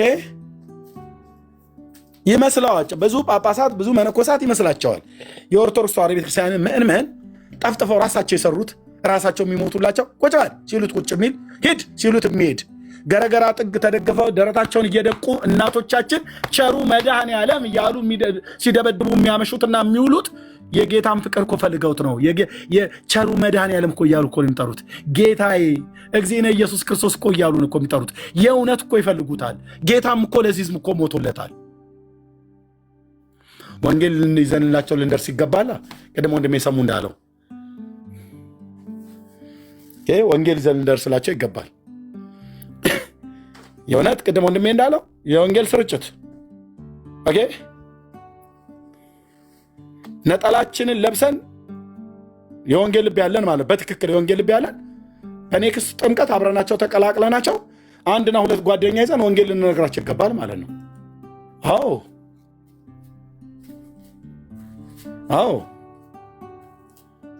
ይግደሏቸው እንዴ ታዲያ? እነሱ ፍጻሜያቸውን ያበላሹ እንዴ? የማንም የጠገበ ቄስ በእናቶቻችን ላይ ቀልድ እንዴ? አንተ ሳያውቁት ጌታን ሳያውቁት ስንቶቹ እኮ ወደ መቃብር ገቡ። ወዴት እንደሚሄዱ ሳያውቁ እኮ ሞቱ። እነሱ በሞቱት ሙታን ሬሳቸው ላይ ቆመው ሰው ከሞተ በኋላ ንስሐ የለውም ብሎ የሚለውን ቃል በግዕዝ ካነበበ በኋላ ከመጽሐፈ ግንዘት ላይ እምድኅረ ሞቱ ለሰብእ አልቦቱ ንስሐ ብሎ የሚለውን ካነበበ በኋላ ግን እፈታለሁ ብሎ ይላል። ኦልሬዲ እኮ ብለዋል ቅድም። የምን መፍታት ነው? ሳትፈታ በፊት መጽሐፈ ግንዘት ላይ ግን እምድኅረ ሞቱ ለሰብእ አልቦቱ ንስሐ ማለት ሰው ከሞተ በኋላ ንስሐ የለውም እኮ ብለሃል። ግን ምእመኑ አልሰማም። አየህ፣ አስፈቺው ሰውዬ አልሰማም። ቢሰማም በግዕዝ ነው የተነገረው። ምን እንደተባለ አያውቅም። አሜን ይላል። እኛ ግን ራሳችን በራሳችን እዛው ስለምንተዋወቅ ሰው ከሞተ በኋላ ንስሐ የለውም ብለን ከሙት ዓመት ጀምሮ ከዕለት ጉዞ ፍትሐት ጀምሮ እስከ ሙት ዓመት እስከ 7 ዓመት ድረስ አውጡ እንላለን። በደንብ ከደገሳችሁ ነፍሱ ከገሃነም እንዳትሰቃይ ወደ እረፍት ቦታ የምትወጣበት ነው በለን እያልን ኢየሱስ ክርስቶስ ጌታዬ በዘላለም ምሕረት ይቅር ብሎኛል፣ የስንትን ሙታን መታሰቢያ ስበላ ኖሩ። አዚም እኮ ነው ብራዘር። እሱም አዚም ስለያዛቸው ነው። ብዙዎቹ ቄሶች እውነትን ስለማያውቁ እንዳይመስል ጴንጤ ጋር እውነት እንዳለ እኮ በሚገባ እኮ ያውቃሉ። ግን የሚበላውስ የሚበላ ያለው እዛ ነው። እዚህኛ ጋር የሚበላ የለም። ድፍን 27 ዓመቴ ነው። የሙሉ ጊዜ አገልጋይ ነኝ። ኦኬ አገልግለን ስንወጣ የዘኬ ቤት እኛ ጋር የለም ወገኖች። ይህን አስባችሁበት ነው የኦርቶዶክስ አገልጋዮች። እዚህ ሙሉ ወንጌል ሰብከ ስትወጣ ምናልባት እዛ መድረኩ ላይ ውሃ ሊሰጡ ይችላሉ። አሁን ደግሞ ከራሩልህ ጁስ ነገር ሊሰጡ ይችላሉ። ስሙዚ ምናምን ነገር በጓሮ በኩል ሊያቀብሉ ይችላሉ። ኦኬ ወይ ራኒ ጁስ ገዝተው እንደዚህ ካለፈ በቃ ወይ ዛኑ ቀን ከአገልጋዮች ጋር ወስደው ምሳ ሊጋብዙ ይችላሉ ከራሩልህ። ካልሆነ ትራንስፖርት ምናምን ነገር ፖስታ ምናምን ነገር እንደዚህ ሊሰጡ ይችላሉ። ካልሆነስ በቃ በጌታ ሰላም 3 ጊዜ ባርኩት ብለህ ተባርከህ ትሄዳለህ። አታጉረመርምም። በነፃነት የተሰጠ በነፃ ትሰጣለህ። ለምን የፖስታ አልተሰጠኝም ብለህ አታጉረመርም። አይንህንም አታጉረጠርጥም። ቅድሚያም አትነጋገርም። 50% 40% ብለህ አትልም አንልም ብትል እዛው ቅር ነው የሚሉ እዛው ቅር ነው የሚሉ። እዚህ በጣም ቆራጥ የሆነ ትውልድ ነው ያለው። ኦኬ አዎ እኔ መጀመሪያ መድረክ ላይ ስሰብክ 10 ብር ምናምን ነገር 20 ብር እንደዚህ የተቀበልኩበት ጊዜ አለ። ከዛ ከፍ ከፍ እያለ ሲመጣ ነው ወደዚህ ሀገር መጣ ማለት ነው። የትራንስፖርት በ10 ብሯ 2 ሽሮ ትጠልዝበታል። ምሳና እራት አካባቢ እንደኔ አይነቱ ያኔ ሚስት አላገባውም እንዳልኩ የገጠር ሰው ነኝ። በቃ ግን እግዚአብሔር ጸጋን ሲሰጥ የገጠር ምናምን ነገር ብሎ አይልም። እና ጴንጤዎቹ ደግሞ ያ ያሉ የእግዚአብሔር መንፈስ ያለበትና የሌለበትን ሰው ያሉ ዝም ብሎ መደዴውን ሁሉ አይጋብዙም።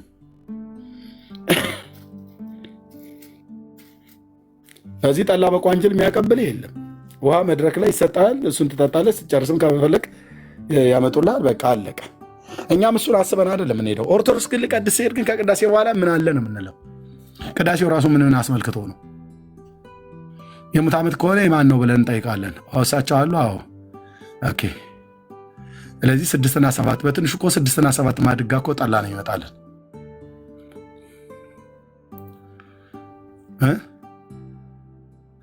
ራሴ ጠጥቼ ጠግቤ አልፎ ለቤተሰብ ሁሉ ይዤ ሄደው የምችለው ጠላ ነው ያለው። ሆድ ከተፈለገ እዛ ነው ያለው። እኛ ግን ህይወት ነው የምንፈልገው። ወጣቱ ገብቶታል ማለት ነው። የአሁኑ ዜና ቤተክርስቲያኒቱን ሁሉ ጭምር እንድትጠይቅ ያደርጋታል፣ እንድትጠይቅ ያደርጋታል። ልብ በል። ወንጌል የማትሰብክ ቤተክርስቲያን እየከሰመች ነው የምትመጣው። አትጠራጠር አልኩ ብራዘር። እየከሰመች ማንም ትሆን ካቶሊክ ናት፣ እየከሰመች ነው የምትመጣው ወንጌል ካልሰበከች። ወንጌል ማለት ስለ አንድ ፍጡር መወለድና ማደግ መሞትና መከራ መቀበል ማውራት አይደለም። ስለ እግዚአብሔር ልጅ ስለ ጌታ ስለ ኢየሱስ ክርስቶስ አምላክነትና ፍጹም ሰውነቱ በስሙ በማመን ስለሚገኘው ንስሐና የኃጢአት ይቅርታ መስበክ ነው። ወንጌል ማለት ስለ እግዚአብሔር ልጅ መስበክ ነው። ካቶሊክ ባትሰብክ እየከሰመች ነው የምትመጣው። ኦርቶዶክስ ባትሰብክ እየከሰመች ነው የምትመጣው። ጴንጤ ባይሰብክ እየከሰምክ ነው የምትመጣው ብራዘር። ለዚህ ማሳያ ከፈለግ መጽሐፍ ቅዱስም የተነገረባቸው በመጽሐፍ ቅዱስ ላይ ስማቸው የተጻፉ አብያተ ክርስቲያናት የሚገባቸው ንስሐ ስላላደረጉ ነው ታሪክ ሆነው የቀሩት። ብፁዕ አቡነ ማርቆስም እንደተናገሩት ወንጌል ስበኩ፣ ቅዳሴ በመቀደስ መቋሚያ በመወዝወዝ ይህንን ህዝብ የዚች ቤተክርስቲያን የኦርቶዶክስ ዕድሜዋ የሚቀጥል ይመስላችኋል? የብፁዕነታቸው የስብከተ ወንጌል ኃላፊ የቤተክርስቲያኒቱ የስብከተ ወንጌል ኃላፊ ማለት ነው ብፁዕ አቡነ ማርቆስ የሚያሉት ይመስላችኋል? አባቶችን ጠይቅ፣ መቋሚያ ወዝውዘው መንግሥተ ሰማያት የገባ የለም በወንጌል ነው እንጂ። አትፍሩ፣ ወንጌልን ስበኩን የተባሉት ሊቀ ሊቃውንቶቹ ተጠርተው ባለፈው ወንጌል መስበክ ቤቱ የሚያስፈራበት ሆኗል ብለን ስንል ከጥላቻ ተነስተን የምናወራ ይመስላል። ይህ ህዝብ አያሳዝናችሁም ወንድሞችና እህቶቼ? እኔ እኮ አንዳንዴ መንፈሴ ብስጭት አድርጎ እኮ ሲናገረኝ እኮ ያለፍኩበት የማውቀው እኮ ቤቴ እኮ እና ጓዳና ጓርጓዳ እኮ ስለሆነ ነው። ኦርቶዶክስነት የተገኘሁበት እኮ ቤተክርስቲያን ስለነበረ እኮ እና ስለሆነ ነው፣ ስለማውቀው ማለት ነው። አያሳዝንም? ይሄ ህዝብ አንድ እስላምን እኮ ጠርተህ ከሞት በኋላ የት ነው የምትገባ ብለህ ብትል አላህ ነው የሚያውቀው ይልሃል። አንድ ኦርቶዶክስን ጠርተህ የት ነው የምትገባ ከሞት በኋላ ብትል መድኃኒዓለም ነው የሚያውቀው ነው ብሎ የሚለ እስላሙም አያውቅም፣ ይሄም አያውቅም።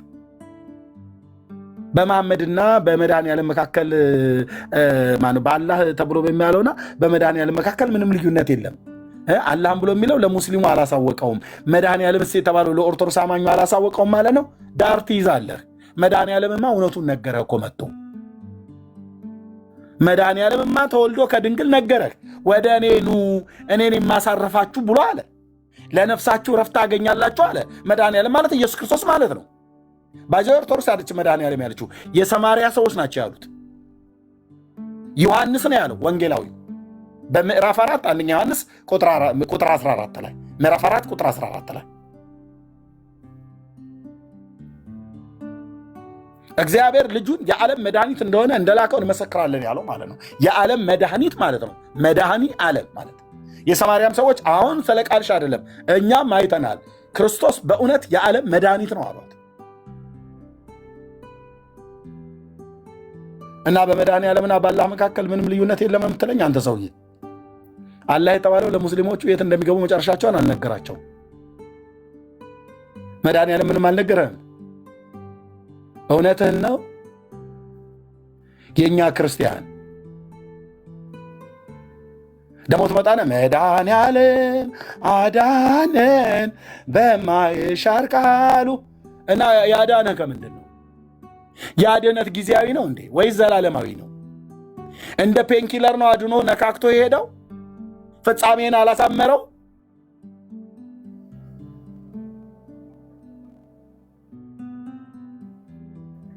አይ እሱንማ ማን ሄዶ አይቶታል ይላል። ጠንከር አድርገህ ስጠይቀው ታዲያ አንተ ክርስትና ከአንድ አሕዛብ በምን ተለየ? እስላሙንም ጠይቄው ስለ ዘላለም ሕይወት የት እንደሚገባ አያውቅም።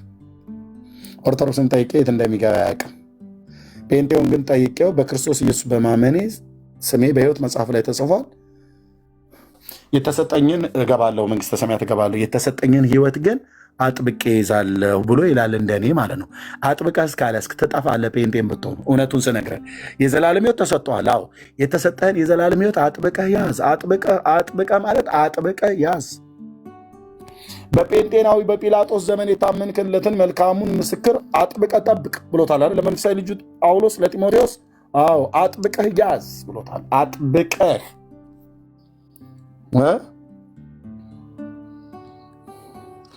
ምክንያቱስ ሌባ ስላለ፣ ምክንያቱስ ነጣቂ ስላለ፣ ምክንያቱስ በወደቀ ዓለም ላይ ነው ያለው። አጥብቀህ ያዝ። ኦኬ አትዝረክረክ ማለት ነው። አጥብቀህ ጥብቅ አድርገህ ያለኝ ጌታ ነው ብለን ዘምረናል። ጥብቅ አድርገህ ከጌታ ጋር ጌታ ሆይ ጨርቅህን ይዤ ከተላለሁ፣ ከአንተ ወዴት ከቶ ሄዳለሁ፣ ደጃፍ ወለም ዘለም አትበል ነው። አጥብቀህ ያዝ። የተሰጠህ የዘላለምን ሕይወት እኮ ነው የሚለው ደግሞ ጳውሎስ ለጢሞቴዎስ። የዘላለምን ሕይወት አጥብቀህ ያዝ። በጴንጤናው በጲላጦስ ዘመን የታመንክለትን ምስክር ጠብቅ። መልካሙን ገድል ተጋደል። አየህ አትዝረክረክ እያለች ነው። የዘላለም ሕይወት ሰጥቶኛል ጌታ። አዎ ሰጥቶሻል እህት አለ። አንቺ እኮ የዘላለም ሕይወት የተሰጠው አትመስይም። ዝም ብለሽ ኢዮብ መጽሐፍ ምዕራፍ 1 ላይ ያለውን ሰይጣን ይመስል በያገኘሽበት ነው የምትዞሪ። ተረጋጊና አንድ ቸርች ቁሚና ተማሪ፣ ጉባኤ ተካፈይ፣ ራሽን በንጽህና ልጠብቅ። አጥብቀህ ያዝ። እስከ መጨረሻ ጽና ማለት ነው።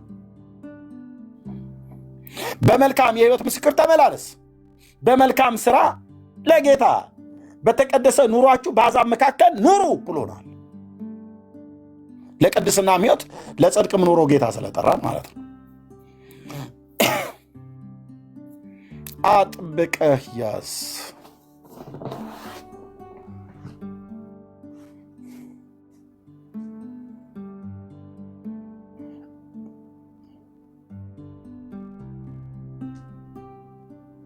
አጥብቀህ እስካልያዝክ ልታጣው ትችላለህ። እውነቱን ነው የምነግርሽ እህትዬ፣ አጥብቀሽ ያዥ። አጥብቀሽ ካልያዝሽውስ ልታጭው ትችያለሽ። ሕይወትን በንጽህና ጠብቅ። እንዴ እንዲህ ብሎ ነገር የለም ወንድም አለ። አንዳንድ ዱርዬ ሰዎች ተነስተዋል። ኢየሱስ ፍሉድ የለውም አንዴ ጽፏል፣ ከዛ በኋላ አይሰርዝም ይላል። እስኪ በኃጢአት ጎዳና እንደፈለክ ፋን እንደፈለክ እስኪ ሂድ። እውነትህን ነው። የሰርዴስን ቤተክርስቲያን ምንድን ያላት? በራእይ መጽሐፍ ምዕራፍ 3 ላይ። ሎዶቅያን ምንድን ያላት? አንተ ራእይ መጽሐፍ ምዕራፍ 3 ላይ። ቲያጥሮንን ምንድን ያላት? እንደ ቸርች እኮ ነው የምጠራለህ፣ ግለሰብ አይደለም የምጠራለህ። አብያተ ክርስቲያናቱን ድል ለነሳው ከሕይወት መጽሐፍ ስሙን አልደመስስም እኮ ነው ያለው። አጥብቀ ያዝ እህትዬ። እንዴ አጥብቀ ያዝ። እኛ ገጠር ጎመን ምናምን ነገር ሲጫጭ ዛሬ ጎመን ጥንቡን ጣለ ይባላል። ማለት ርካሽ ሆነ ተብሎ ሲባል የገጠር ቋንቋ ጥንቡን ጣለ ይባልልሃል። ጥንቡን ጥሎ ዛሬ ይባላል። ወድም አለም የዘላለም ሕይወት ጥንቡን ጣለ ብለህ የምትለው አይደለም። አጥብቀ ያዝ ብያለሁ። መጽሐፉም እንደዛ ነው ብሎ የሚለው እኔም አጥብቀ ይዛለሁ። መዝረክረክ የለም። ኢየሱስ ላይ ሌላ እየደራረብክ አትቀጥልም፣ አንቀጥልም። የሥጋን ፍቃድ እንደፈለገ እያደረጉ መኖር አይቻልም። እግዚአብሔር ለቅድስናና ለጽድቅ ሕይወት ጠርቶናል። አይ አልችለውም እኮ ብላከክ አንተ መቼ ትችላለህ? የሚያስችለውን ጸጋ እንዲሰጠ በጸጋው ዙፋን ፊት ብርክክ በላ። አቤቱ ድካሜን አንሳ ከላዬ ኃይልን አልብሰኝ እያልክ ጸልይ። አቤቱ ድካሜን አንሳ ከላዬ ኃይልን አልብሰኝ ጌታዬ። አየህ ድካማችንን ከላያችን ላይ ያነሳ ኃይላችንን እንደ ንስር እያደሰ ማለት ነው። ከክብር ወደ ክብር ከክብር ወደ ክብር እያብለጨለጭን እንድንሄድ መገለጡን እንድንጠብቅ ቅኖችና ያለ ነውሮች ሆነን መገለጡን እንድንጠብቅ ከዓይን አምሮት ከሥጋ ፍቃድ ዕለት ዕለት እየራቅን ከዝሙት ከኃጢአት ከውሸት ከዘረኝነት ከምቀኝነት ከክፋት ከተንኮል ከመዳራት እነዚህና እነዚህን ከሚመስሉ ከሥጋ ስራዎች ገላትያ ላይ ከተዘረዘሩት እነሱን እየጣልን የመንፈስም ፍሬዎች በእኛ ላይ እንዲታዩ እያደረገ እግዚአብሔር እንድንቀጥል ለሕይወት ጠርቶናል።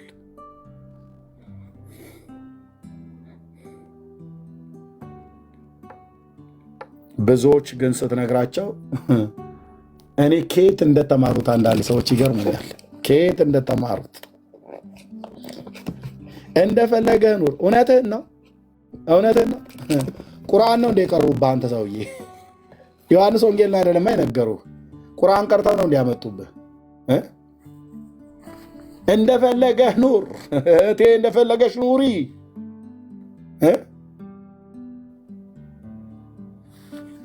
እንደዛ የሚል ትምህርት አለ? የለም።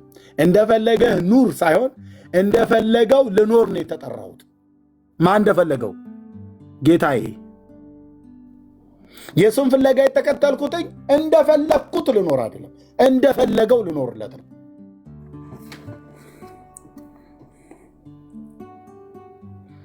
ልጁ በብዙ ወንድሞች መካከል በኩር ይሆን ዘንድ አስቀድሞ ያወቃቸው የራሳቸው መልክ እንዲመስሉ ነው የሚለው ወይስ የልጁን መልክ እንዲመስሉ? የልጁን መልክ እንዲመስሉ አስቀድሞ ወስኗል ይላል። የልጁ መልክ ምንድን ነው? ቅድስናና ጽድቅ ኑሮ ሕይወት ማለት ነው። ሕይወት ማለት ነው። ሕይወት ልጁ በብዙ ወንድሞች መካከል በኩር ይሆን ዘንድ አስቀድሞ ያወቃቸው የልጁን መልክ እንዲመስሉ ወስኗል። የልጁ መልክ የእግዚአብሔር አብ ልጅ መልክ ምንድን ነው? ጠይምነት ነው እና ጠይም እንድንመስል ነው? ቀይነት ነው? ቀይ እንድንመስል ነው? አይደለም። መልክ ብሎ ሲል ስለ ቆዳ ከለር ሳይሆን ምን ማለት ነው? ባህሪ ማለት ነው። ሕይወት ማለት ነው። ለዚህ ነው እኔ ቅዱስ ነኝና እናንተም ቅዱሳን ሁኑ ያለን።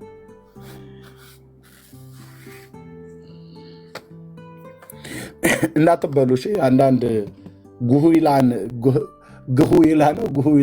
ትላቸዋለች ኦርቶዶክስ። ጉሁይላን በግዕዝ ማለት ነው ስርዋጽ የገቡ አሉ እንክርዳዶች፣ ሰይጣን ገጣጥሞ ያስገባቸው መካከላችን ያሉ የትውልድ አረሞች የጽድቅ ቃል አያውቁ የቅዱሳት ሐዋርያትን ትምህርትና የጌታችን ኢየሱስ ክርስቶስን ትምህርት ለምቦጩን ወደ ግራና ወደ ቀኝ እየለጠጠ ሊያቃልል ይፈልጋል። ዳር ትይዛለህ ብራዘር። ከዚህ ትውልድ ፊት እንቅፋቶች ዞር ማለት አለባቸው፣ እንዳትሰሟቸው። ጌታ ጻድቅ ነው፣ ለጽድቅ ኑሮ ጠርቶናል። ጌታ ቅዱስ ነው፣ ለቅድስና ኑሮ ጠርቶናል። ቆሮንቶስ ላይ ሲናገር ልጅ ነው ቅዱሳን ለመሆን የተጠሩ ብሎ ያለው ማለት ነው። የተጠረኑ በቅድስና ኑሮ እንድንኖር ነው። ልክ ጳውሎስ እንዳለ ማለት ተሰሎንቄ መልእክት ላይ ሲናገር ምዕራፍ 2 ቁጥር 10 8 እና 9 10 ላይ ይመስላል 10 እና 11 ወይ 8 እና 9 10 ላይ በእናንተ 9 10 እና 11 ላይ ይመስለኛል በእናንተ በምታምኑ ዘንድ በእንዴት ያለ ቅድስናና ጽድቅ ነቀፋ በሌለበት ኑሮ እንደተመላለስን እግዚአብሔርና እናንተ ምስክሮች ናችሁ ይላል። በምን አይነት ኑሮ?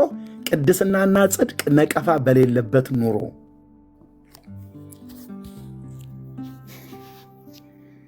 ሃሌሉያ! የጌታ ህይወት ማለት ነው። በቃ ሰው ያያል ማለት ነው።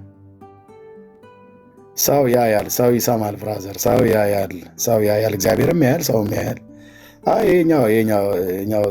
ይሄኛው ትንሽ ገገማ ቢጤ ነው። በጣም ነው እንትን የምልህ እኔ ያከራል ምናምን ብሎ ይልሃል።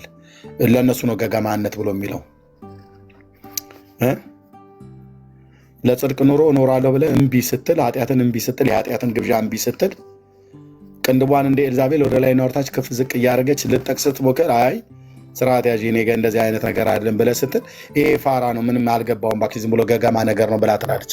የገገምሽው አንቺ እህትዬ፣ እኔ ለጽድቅ ለመኖር የአንቺን ቅንድብ ወደ ላይ ከፍና ዝቅ ማድረግ አልቀበልም ብዬ እምቢ ብዬ፣ እሺ እንደ ሳምሶን እንደ ደሊላ በሶሬቅ ሸለቆ ወስዳ አስተኛችሁ ይላል ጭኗ ላይ እና አላስተኛ ብልሽ ስትኝ እምቢ እላለሁ። ለምን? ቅድስና ለእግዚአብሔር ሆሊነስ ቱ ዘ ሎርድ ብዬ ዞር በይ ልሻለሁ። ዞር በይ ዞር በል በይ። እቺ ገገማ ናት አይገባትም ብሎ ይላል። ለጌታ እንገግምለት። ኦኬ እንዲህ ብሎ ነገር የለም። አራዳ የምንሆነው ሄደን በየሴቱ ጭን ሁሉ ውስጥ ሁሉ መውደቅ የለብንም። ኦኬ ማን ያለው? ማን ያለው? እሷን ከሆነ አንዷን ሰጥቶኛል መድኃኒዓለም ሐናን አለቅ። ለሌሎችም ለወንድሞችም ለነሰሙሻ ለነቤካም ነገ ይሰጣቸዋል ሚስት አለቅ። ከዛ ውጪ ቅልውጥ የለም፣ ፍለጋ የለም። ድሮኛ ገጠር ማር ለመፈለግ በጥቅምትና በህዳር ወር ጫካ ሁሉ እንገባ ነበረ። ምክንያቱም ትልልቅ ዛፎች ስላሉ ነው ባለውበት ሆልቃ ይባላል። አንዳንዴ ዝግባ ውስጥ፣ አንዳንዴ ጥድ ውስጥ፣ አንዳንዱ ኮሶ ውስጥ ምናምን ነገር እየሄዱ ቢርቢርሳም ይባላል። እንደዛ አይነት ዛፎች ውስጥ ንቦቹ ይሰፍሩልና ማር ይሰራሉ። ባለቤት የላቸውም እነሱ በሙሉ እየሄድክ እንደፈለግ ዝቀት ትወስዳለህ። ቀፎ ግን የሰቀሉ ገበሬዎች አሉ። የእነሱን ግን ሄደ በሌሊት ተገና አድርገህ ካልሆነ በስተቀር እቆርጣለሁ ብትል ሰውዬው ወገባ ገዳህን ይቆርጠዋል በበትር። የሰው ቀፎ ውስጥ የገባ ንብ ሄደህ አትቆርጥ። ያኛው ግን የጫካ ንብ ነውና ሄደህ እንደፈለግ ቆርጠህ ትመጣለህ። ሴቱም ጋር እንደዛ ማድረግ አትችልም። የጫካ ሴት ነች ብለህ ሄደህ እንደፈለግ መቁረጥ ትችላለህ። ዝሙትን ግን እግዚአብሔር ኮንሲኮንሲ አለው ነው። የእግዚአብሔር ልጆች ራሳችሁን በንጽህና ጠብቁ። ሃሌሉያ ሆሊነስ ቱ ዘ ሎርድ። ዘሌዋውያን ላይ እኮ ነው እንደዛ የሚለው ማለት ዘጸአት ላይ ማለት ነው።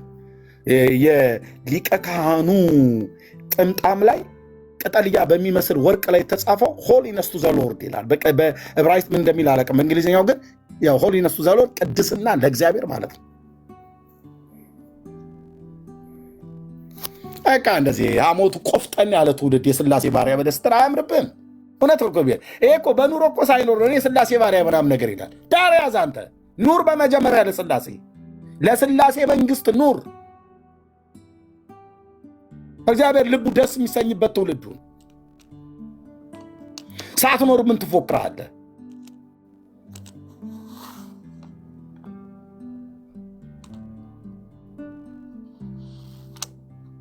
ሰማይ ደስ የሚሰኝበት ማለት ነው። እኔ እነዚህ የእምነት አባቶችን ሳስባቸው እግዚአብሔር ትውልድ አገኘው እንደ ወይ አንጀቴ ቅቤ ጠጣ ብለው እንደሚሉ እንደ ሰዎች እግዚአብሔር እንደዛ ብሎ ይላል እያልኩ አይደለም። ኦኬ ግን እግዚአብሔር እንደዚህ በቃ ሰው አገኘው የልቤን በቃ ፍቃዴን የሚያደርገውን አይደል ያለው ስለ ዳዊት ሲናገር የእሴይ ልጅ ዳዊትን አገኘሁት እኮ ይላል። ፍቃዴን የሚያደርገውን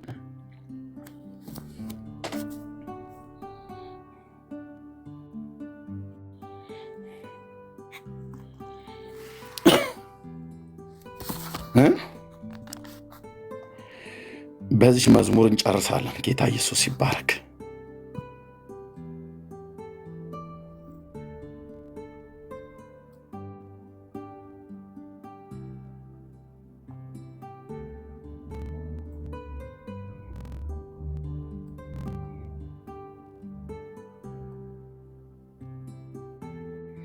ኦኬ፣ እናመሰግናለን። የጌታችን የኢየሱስ ክርስቶስ አምላክና አባት የሆንክ ቅዱስ አባት እግዚአብሔር አብ ሆይ በልጅ በኢየሱስ ክርስቶስ የዘላለምን ሕይወት የሰጠህን ከዘላለም ጥፋት ያዳንከን በቅዱስ አጠራርህ የጠራህን ልጅህን በማወቅ የሚገኘውን የኃጢአትን ስርየት የኃጢአትን ይቅርታ እንድናገኝ እግዚአብሔርም ለአሕዛብ የንስሐን ሕይወት ሰጣቸው ተብሎ በቅዱስ ቃል እንደተጻፈ ይህንን የንስሐ ሕይወትን ስለሰጠህን የሥላሴ ሦስተኛው አካል የሆንከው ጌታ መንፈስ ቅዱስ በእኛ የድህነት ሥራ ውስጥ ሦስቱ አካላት አብ ወልድ መንፈስ ቅዱስ የዘላለም መዳናችንን ወስናችሁ እንደ ፍቃድ ምክር ይህንን አድርገሃልና ክብርና ምስጋና ለታላቁ ለስም ይሁን። ክብር ሁሉ ለአንተ ይሁን። ጌታ ሆይ ቅዱስ ቃልን ስናነብ አባቶቻችን ነቢያት፣ ቅዱሳት ሐዋርያት ለአንተ ታምነውልህ ለአንተ ኖረውልህ አንተን በሚያስከብር ሕይወት ተመላልሰው በምድር የነበራቸውን እግዚአብሔር አገልግሎት በምድር የነበራቸውን ዘመን ጨርሰው ወደ አንተ እቅፍ እስኪመጡ ድረስ አስከብረው ያለፉትን ቅዱሱን ቃልህን ስናነብ ጌታ ሆይ እኛም እንደነሱ እንድንኖር እንመኛለን። ከማናቸውም ደግሞ በላይ ጌታ ኢየሱስ ክርስቶስ አንተ በዚህ ምድር በመጣህበት ጊዜ በቅድስናና በጽድቅ ሕይወት ከሁሉም ከነቢያቱም ከሐዋርያቱም በእነሱ ሕይወት ውስጥ ጉድለት አለ። በዳዊት ሕይወት ውስጥ ጉድለት አለ። በሙሴ ውስጥ ጉድለት አለ። በአብርሃም ውስጥ ጉድለት አለ። በጳውሎስ ጉድለት አለ። በጴጥሮስ ውስጥ ጉድለት አለ። ክዶ ነበረ። ሳምሶን እግዚአብሔር ጉድለት አለው። ብዙዎቹ ክደው ነበረ። ብዙዎቹ በኃጢአት በድክመት ከነድካማቸው አንተ ተቀበልካቸው እንጂ በብዙዎቹ ዘንድ ጉድለት ነበረ። በልጅህ ዘንድ ግን ጉድለት አልነበረም። በአንደበቱ ስህተት በሰውነቱ ኃጢአት አልነበረበትም። ሁሉም ነገርን የፈጸመ ሕግን የፈጸመ ሕጉ የሚጠይቀውን ጽድቅ የፈጸመ ያለ ነቀፋ የኖረ ነበረ። የልጅህን መልክ በእኛ ላይ እንድታይ የምትወድና የምትፈቅድ እግዚአብሔር እባክህ እንፈቅዳለን። በልጅ በኢየሱስ ክርስቶስም ጸጋን አብዛለን። እነዛ አባቶቻችን ጨክነው ጌታ ሆይ ለአንተ ሐሳብና ፍቃድ ኖረው አስከብረው እንዳለፉ በጻድቁ በኖህ ላይ የነበረ ለአንተ ሐሳብና ፍቃድ ጨክሮ መኖር ሎጥ በሰዶምና በገሞራ በነበረበት ጊዜ ጻድቅ ነፍሱን በሴሰኛ ኑሯቸው እያስጨነቀ በመካከላቸው አንተም በሚያከብር ሕይወት ተመላለሰ። ይህንንም ጻድቅ እግዚአብሔር ሆይ ከሚጠፉት ጋራ ከሰዶምና ከገሞራ ከአዳማና ከሲባዮ ከተባሉት ከተሞች ጋራ በዘላለም ዲን እግዚአብሔር በጨው ምድር አድርገ ምድሪቱን ህዝቡን ስታጠፋ ባሪያህን ጻድቁን ግን አላጠፋውም። ቅዱሳን መላእክትን ልከህ ከነ ቤተሰቡ እጁን ይዘህ አወጣኸው። እግዚአብሔር በጽድቅ ኑሮ በመካከላቸው እንዲኖርልህ ሕገ ልቦና በነበረበት ጸጋ ባልተሰጠበት ዘመን እንዲኖር አቅም፣ ጉልበትን፣ ውሳኔን፣ ጭካኔን በነዛ አባቶች ውስጥ ያኖርክ ጌታ ጸጋን እንድትሰጠን እንድታበረታን በዚህ ትውልድ መካከል ጌታዬ ሆይ በምኖረው ኑሮ በምናገረው ነገር ለስም መነቀፊያ ምክንያት በሆነው ነገር ሁሉ ምሕረትን እንድታረግልኝ ከዚህ በኋላ ግን እንዳልበድልህ እንድጠብቀኝ ወንድሞቼን እህቶቼን እንድጠብቃቸው በትዳራችን በልጆቻችን በአገልግሎታችን በምንወጣበት በምንገባበት በምናደርገው ነገር ሁሉ በመልሳችን ሁሉ ከሰዎች ጋር በሚኖረን ነገር ሁሉ በፍቅርና በትህትና በታማኝነት አንተን አገልግለን ለትውልድ እግዚአብሔር የዘላለም አምላክ መልካም ምሳሌ ሆነን እንድንኖር በኢየሱስ ክርስቶስም አንተን በሚያከብር ሕይወት እንድትባርከን እጸልያለሁ። መምጣትህ መገለጥህ ቀርቧልና ጌታ ኢየሱስ ዝንጎች እንዳንሆን መሬት እያየን መገለጥህን እንዳንረሳ ይልቁንም ቀኑ ሲቀርብ አይታችሁ መሰባሰባችሁን አብልጣችሁ አድርጉ ብለን እንዳልክ ደግሞም አሻቅበን ማየት እንድንችል መምጣትህን እንድንጠባበቅ ቅኖችና ያለ ነውር ሆነን ሕይወታችንን በንጽህና ጠብቀን ካልተውኑ ነገር እግዚአብሔር ኃጢአታዊ ልምምድ እንድታስተወን በጌታ በኢየሱስም እኛም ለመተው እንድንጨክን ጸጋ እንድታበዛልን እጸልያለሁ። እህቴ ቤዛን በዚህ ባርካት። ወንድ እህቴን ራሄልን በዚህ ባርክ። እህቴ መሲን በዚህ ባርክ። ወንድሜ ሰሙን በዚህ ባርክ። እህቴን ማያም በዚህ ባርክ። እህቴ ጽዮን በዚህ ባርክ። ወንድሜ ቤካን በዚህ ባርክ። እህቴ መቅዲን በዚህ ባርክ። እኔን ባርከኝ። በዚህ ባሉ በስሜ የተጠሩ በምድር ዙሪያ ያሉ ቅዱሳኖችን ሁሉ እርዳቸው።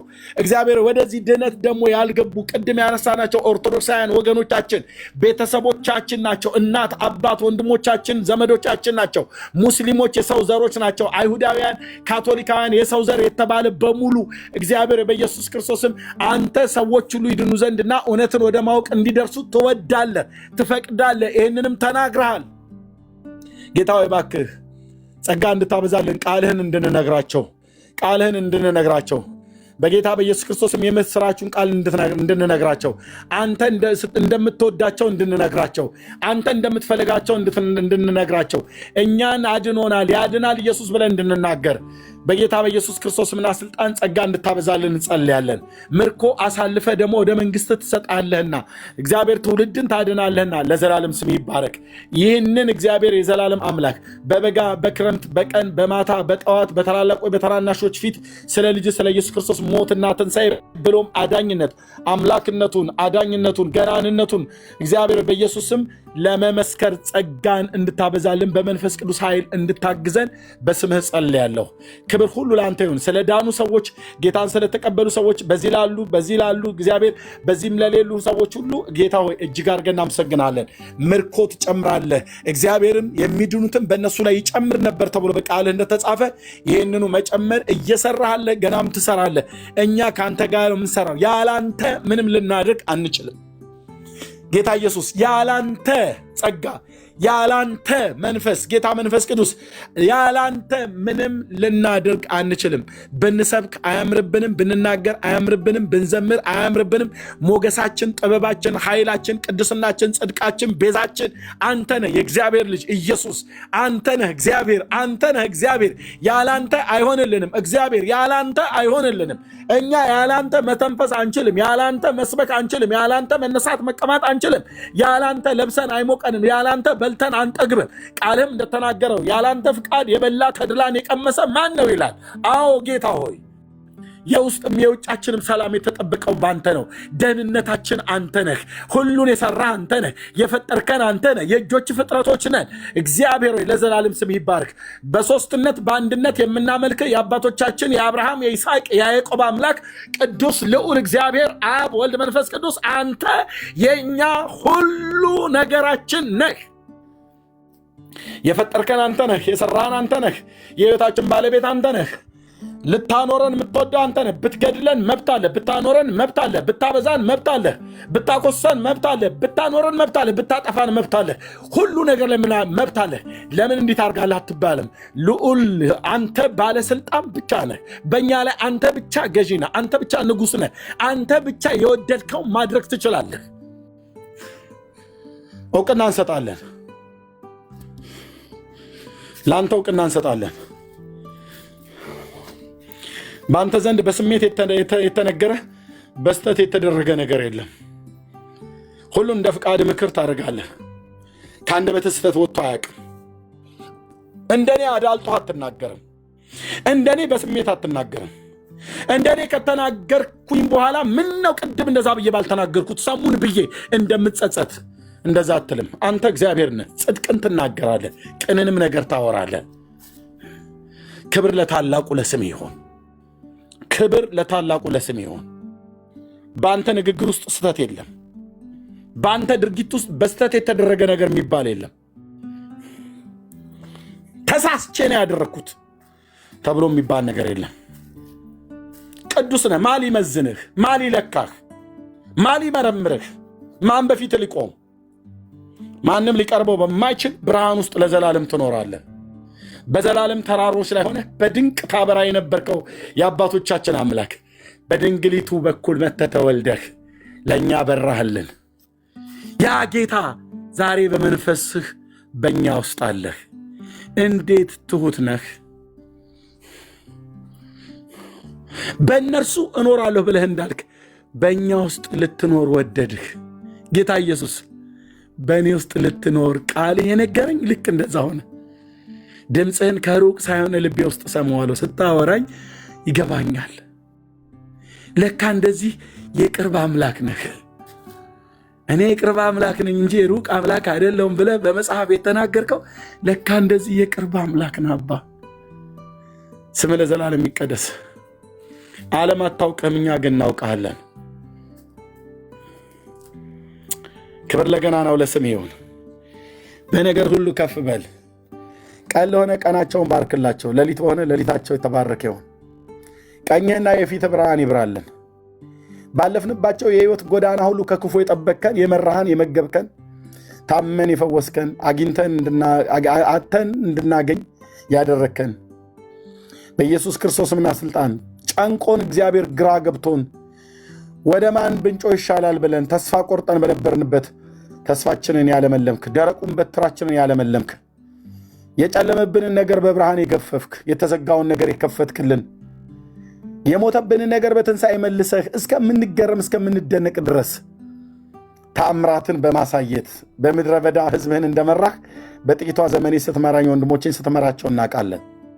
አጥለንም አልጥልህም ከቶም አልተውህም ብለህ ባልከው አምላካዊ ቃል መሠረት አትጥለንም። ብርቱ መጠጊያ ጽኑ ግንብ ከጠላቴ ፊት ብሎ እንዳለ ባሪያህ ዳዊት አምባ ሆነህናል፣ ቅጥር ሆነህናል፣ መጠለያ ሆነህናል፣ መሸሸጊያ ሆነህናል። የዘላለም አባት፣ የዘላለም አምባ፣ የዘላለም አምላክ ሆነህናል። አንተ ግን አንተ ነህ። ለእኛ ካንተ በላይ ማንም የለም፣ ማንም የለም። ልጆቼ እንዳንተ አይሆኑልኝም፣ ሚስቴ እንዳንተ አትሆንልኝም። ጌታ ኢየሱስ እናቴ፣ ወንድሞቼ፣ አባቴ፣ እህቶቼ፣ ዘመዶቼ እንዳንተ አይሆኑልኝም። እዚህ የሚሰማኝ ሕዝብ ሁሉ እንዳንተ አይሆንልኝም። አንተ እኮ አንተ ነህ። ጌታ እኮ ጌታ ነህ።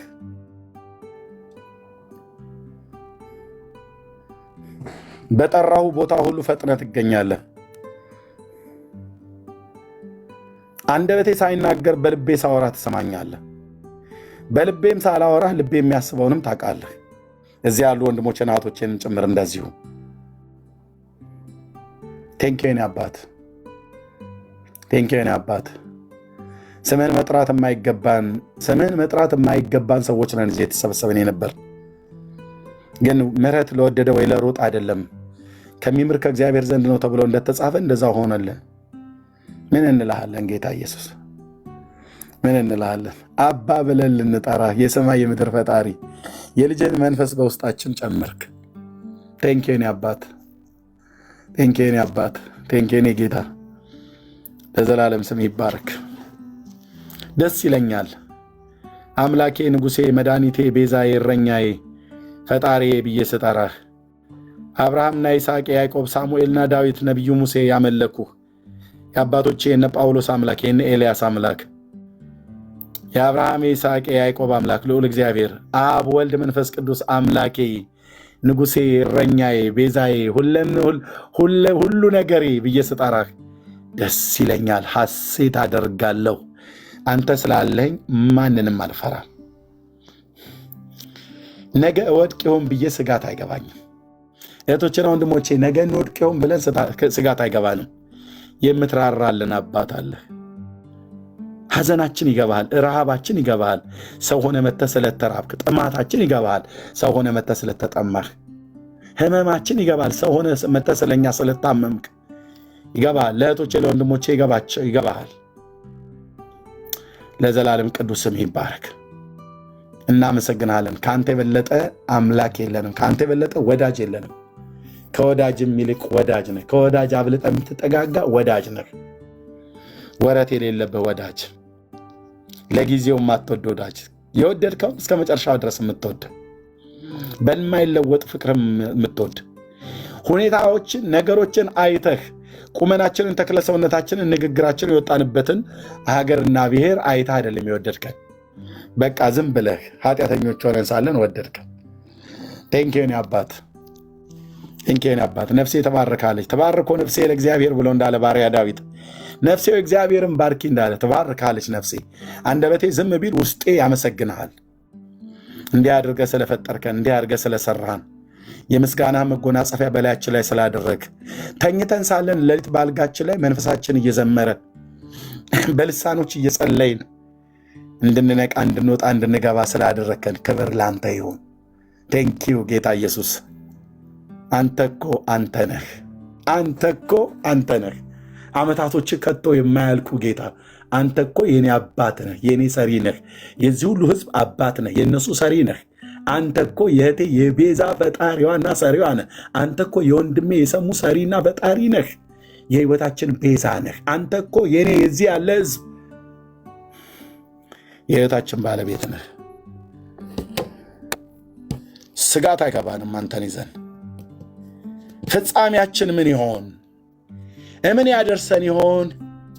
የእሱ ንግግር ብዙም አይታመንምና ምን ሊያደርገን ይችል ይሆን ብለን የማንጠረጥርህ የማትጠረጠር ምናልባት አቅም አጥቶት የሆነ ቦታ ላይ ጥለን ይሆን? መንግስት አንሶት ግዛቱ ጠቦበት ግማሾቹን አስገብቶ እኔን በውጭ ጥለኝ ይሆን ብዬ የማልጠረጥርህ ብለን የማንጠረጥርህ በማንም የማትጠረጠር ታማኝ ጌታ። የመንግስት አዳራሽ ሰፊ ነው፣ ለግዛትህ ዳርቻ ስለሌለው፣ ለመንግስት ስፋትና ዳርቻ ስለሌለው እግዚአብሔር ዙፋኑን በሰማይ ሰራ፣ መንግስቱ ሁሉን ትገዛለች ተብሎ እንደተጻፈ ለወሰንህ ዳርቻ የለውም። ለመንግስትህ ህልፈት፣ ለህይወትህ ሽረት፣ የህይወት ህልፈትና ሽረት እንደሌለው አንተ እኮ አንተ ነህ የኛ አባት። ጌታዬ ለዘላለም ስሜ ይባረክ።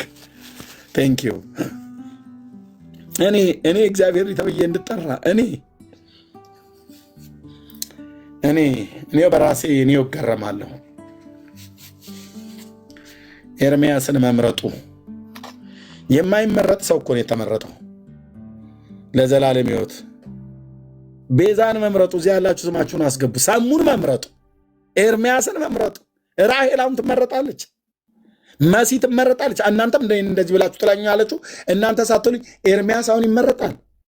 ከይሲ እኮ ከፈሱ የተጣላ እኮ ተብሎ የሚባል እኮ አይነት ሰው የነበርኩ ነኝ። ምሕረት ለወደደ ለሮጠ አይደለም ከሚምር ከእግዚአብሔር ዘንድ ነው ተብሎ እንደተጻፈ ከሚምረው ከእግዚአብሔር ዘንድ ምሕረት ሆነልና።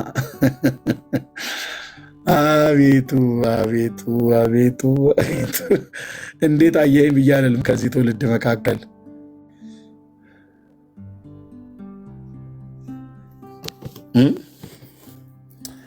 እንዴት አየኸኝ ብዬ አልልም። እንዴት ወደድከኝ ብዬ አልልም። ትወደዳለች። አሁን ጽዮን ማይነች የምትወደደው ምን ሆነ? ቤካ ነው የሚወደደው። ሳቄን አታምጡት ወገኖች። እርስ በርስ ተሳስቀን እዚሁ እናልቃለን። እኔ በቤካ፣ ቤካ በመቅዲ፣ መቅዲ በማሂ፣ ማሂ በጽዮን፣ ጽዮን በመሲ፣ መሲ በሰሙ፣ ሰሙ በራሔል፣ ራሔል በቤዛ እርስ በርሳችን ስንሳሳቅ ማለት አንቺን አንተን እየተባባለ ማለት ነው። የተሻለ ጸባይ ያለውና ሰሙን ወደዋለሁ ይላል ጌታ። እዚህ ውስጥ የተሻለ ጸባይ ስላለ ኤርምያስ ትንሽ ቁመናው ረዘም ስለሚለው ይላል አይልም። ምንም በበደላችንና በኃጢአታችን ሙታን የነበር ከፍጥረታችን የቁጣ ልጆች ስለሆንን ከወደደን ከትልቅ ፍቅሩ የተነሳ በቃ ወደደን። ሲወደን ደግሞ የወደዳቸውን እስከ መጨረሻው ወደዳቸው ተብሎ ማለት ነው። ምን አይነት ፍቅር ነው በጌታ በጌታ ለበለው እንጂ ስለ ራሱ ምን አይነት ፍቅር ነው በጌታ። የትኛው ቃላት ይገልጠዋል ይህን ፍቅር? አንተ አንቺ እኔ በዚህ ፍቅር ተወደናል። ለዚህ ውለታው ምንድን ነው? ምስጋና፣ ዝማሬ፣ መገዛት፣ መኖር። የሚወደ ቢኖር ቃሌን ይጠብቃል ብሎ እንዳለ ቃሉን መጠበቅ፣ ከአመፃ መራቅ፣ ጌታን በሚያከብር ህይወት መመላለስ። ጸጋና ሰላም እንደየሰዓታችሁ አቆጣጠር ይብዛላችሁ። ሰላሙን እኔ ጋር አፍተር ሚድናይት በኢትዮጵያ ከሌሊቱ 7 ሰዓት እንደማለት ነው። ጎረቤትም እንዳረብሽ አንዳንዴ እንደዚህ አበድ አበድ ሲያደርገኝ ስጮህ በጌታ ፍቅር ሰላም እደሩ፣ ሰላም ዋሉ። አይ ቲንክ በዚህ እንኳን ደሩ ተብሎ የሚባል የለም። አሜሪካ ካናዳም ነቅቷል። ምሽት አሁን እኔ ጋ ብቻ ነው እኔ ጋ አውስትራሊያ፣ ፓፓ ኒው ጊኒ፣ ፊሊፒንስ እና ኢንዶኔዥያ ምናምን ነገር፣ ጃፓን፣ ኮሪያ፣ ቻይና፣ ቪየትናም፣ ሶሎሞን አይላንድ፣ ቶንጋ፣ ፊጂ የሚባሉ በባህር ደሴቶች ላይ ያሉ። ኢስት ፓርት ላይ የለችም ፀሐይ፣ ወደ እናንተ ጋር ናት። እና ተባረኩ። ጸጋና ሰላም ከሁላችሁ ጋር ይሁን። ሰላም ሁኑ። ተባረክልን። ጌታ ኢየሱስ ይባርክህ። አሜን። ቪዲዮውን አየኸው? አዋየው። መዝሙሩ በጣም ነው የምትገርሚው አንቺ። እንዴት ፈልፍለሽ እንዳመጣሽው እኔ እንጃ ለምን እንደው አላውቅም። ውስጤን እንትን አለኝና ሪከርድ አድርገሽ ነበር። ቆይ ይሄ መንፈስማ አያመልጠኝም አልኩና ሪከርድ አደረኩት። አዎ። እና ሁሉ ጊዜ እኔ እባረክበታለሁና አስታወሽኝ። ምን ላይ ነበር? ዋትስአፕ ነበር? ቴሌግራም ነበር የላክሽው? ቴሌግራም ላይ ነው ላኩልኝ። ቴሌግራም አልክ። በጣም የምትገርሚ ትንሽ በጣም ነው የገረመኝ። ይሄንን መልእክት ያስተላለፍኩበት ቀን ትናንትና ቪዲዮ ስጠይቃችሁ የነበረው ማለት ነው።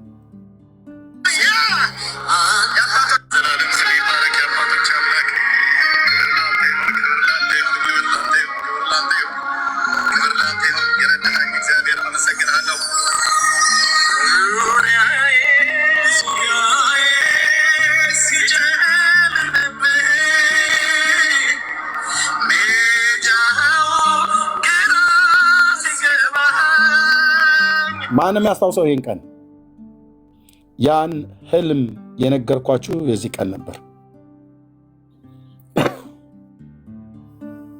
ትዝ ይላችኋል?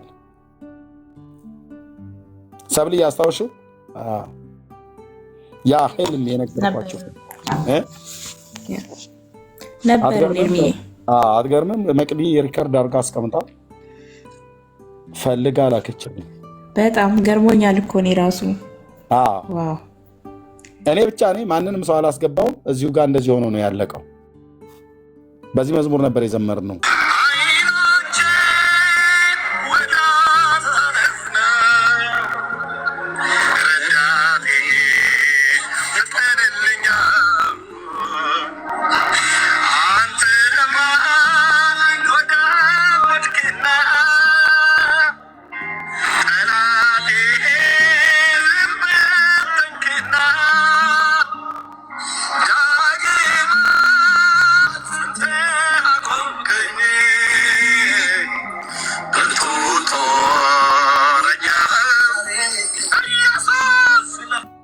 የዚህ ቀን ነበር መልእክቱን የነገርኳችሁ። ስንት ሰው ያስታውሰዋል ይህን ቀን? የምታስታውሱት 77 ቁጥር ጻፉ።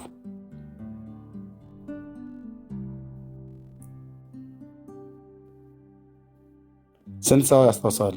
ፔኒኤል ታስታውሻዋለሽ? ሰንዬ ታስታውሻዋለሽ?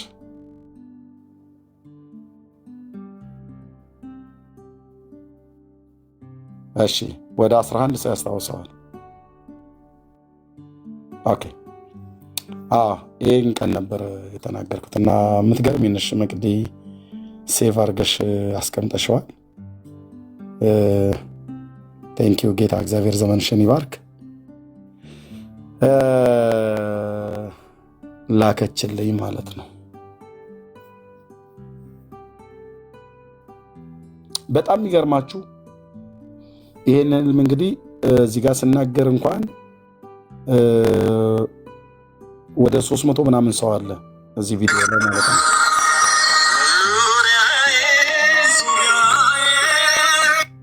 322 ሰው አለ እዚህ ጋር እንኳን ማለት ነው። ትንሽ ጊዜ ነው፣ ደቂቃ ላይ ገባው፣ ጸለይን ወጣው እና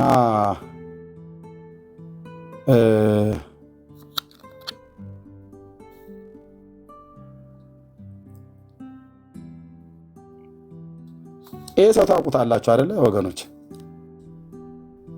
ይህ ሊ ታውቁታላችሁ አይደል?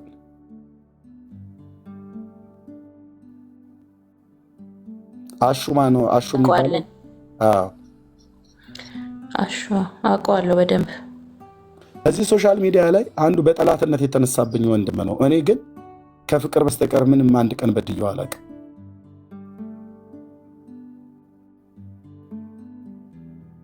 እና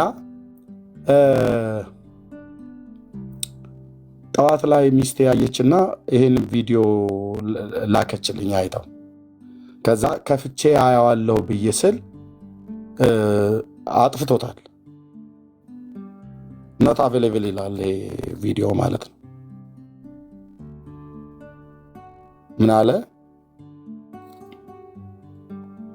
እዚህ ጋር የጻፈውን ይሁ ያው እነዛ በራእይ ካየኋቸው ሰዎች መካከል ሊሆን ይመስለኛል። እኔ እሱን እንኳን አላየሁትም ነበር፣ ግን ሊሆን ቃጥቶታል ይመስለኛል።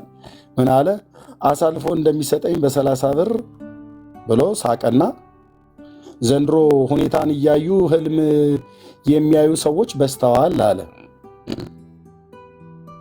ለምን አወረድከው አሹ?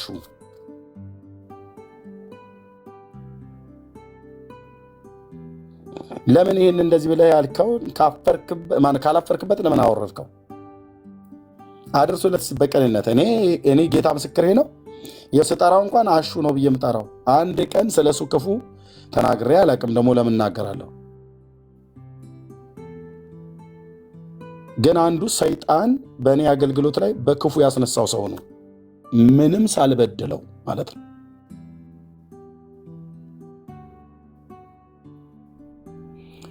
አሹ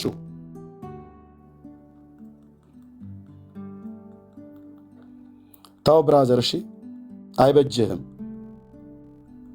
አይበጅህም። ትንሽ እንጀራ ሰው በልቶ ሲጠግብ በጌታ ላይ ደው የማታውቁትን ሁሉ ሰው መናገር ተገቢ አይደለም። ላስፈራራ ፈልጌ አይደለም። ጌታ ኢየሱስ ክርስቶስን ተወደዋለህ ብዬ አስባለሁ። በርከክ በልና ስለ እኔ ጠይቀው። እሺ በርከክ በልና ጠይቀው። እንደሚነግር በጣም እርግጠኛ ነኝ። ምክንያቱም በጌታ የተወደድክ ወንድም እንደሆንክ ነው የማውቀው። ግድ የለም በርከክ በልና ይሄ ልጅ ማን ነው ብለህ ጠይቀው። ጌታን በደንብ ይነግራል ስለ እኔ።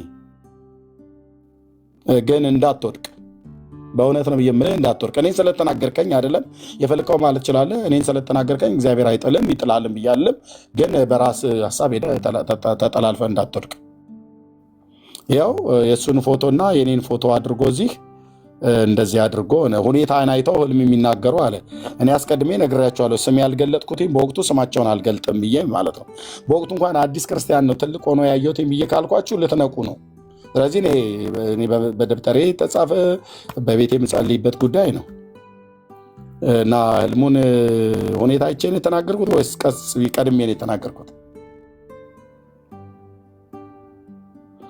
አትቸኩል በሉት። እሺ ወንድሜ ያሹ ምናልባት ከሰማ ማለት ነው። አትቸኩል ብራዘር፣ እሺ አትቸኩል። ጌታ ከየት እንዳነሳህ ታውቃለህ አይደል? እኔንም ከየት እንዳነሳኝ ያውቃለሁ። ኦኬ ያከበረን ኢየሱስ ሲያከብረን በማን ውስጥ ማን እንዳለ ሳታውቅ ዝም ብለህ እንደፈለግክ አትናገር። እኔም እንደፈለግከው አልናገርም። መጠንቀቅ አለብን በማን ውስጥ ማን እንደሚናገር ማለት ነው። አንተ አሁን አላግጠህ ሞተሃል። ኦኬ አዎ ደግሜ እነግርሃለሁ። በጣም ህልመኛ ነኝ አልኩ፣ እንደ ዮሴፍ በጣም ጌታ ሲያሳየኝ ህልመኛ ነኝ አልኩ። ጠብ አትልም መሬት። ጠብ ማለት ጠብ አትልም። ከጌታ ዘንድ ያየኋት ያው እኔ በራእይ ውስጥ አንተን አላየሁም፣ ግን ልትሰበሰብ ፈልገህ ከሆነ የሚያምኑትም የማያምኑትም ተደራጅተው ነበር ያሳየኝ። እንደዛ ከሆንክ ራስህን ግለጥ። የአማን ነው ነብይ ነኝ ብሎ እንዳለው አማን የሚባለው የእህትየው የሰላም ባል እሱ እንደሆነው ማለት ነው። እንዴ በዚህ ልክ እኔ አንድ ቀን ክፉ እንኳን ይናገሩብኛል ብዬ የማላቸው ሰዎች ተደራጅተው ማለት ነው። በዚህ ነው ያለክ። አላግጠህ ሞተሃል። ፀጉርን ቆጣጥራ አሁን ካናዳና አሜሪካ ስትገባ በላ ጠገብክ። የማን መንፈስ እንዳናገረኝ እንዳሳየኝ መቼ እንዳናገረኝ ለምን አወረድከው በሉት። ቪዲዮውን ለምን አጠፋው? ቪዲዮውን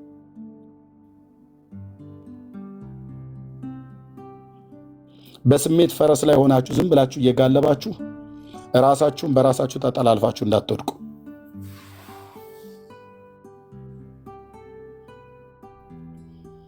እና ጌታ እግዚአብሔር ይባርካችሁ። እወዳችኋለሁ። እና እንደው ለምልክትነት እንዲሆን እንድታዩ ብዬ ነው። አጠፋው። አየህ፣ ለምን አጠፋው በሉት። አምኖበት ከሆነ ያስቀምጠው ቪዲዮ ለምን አጠፋው?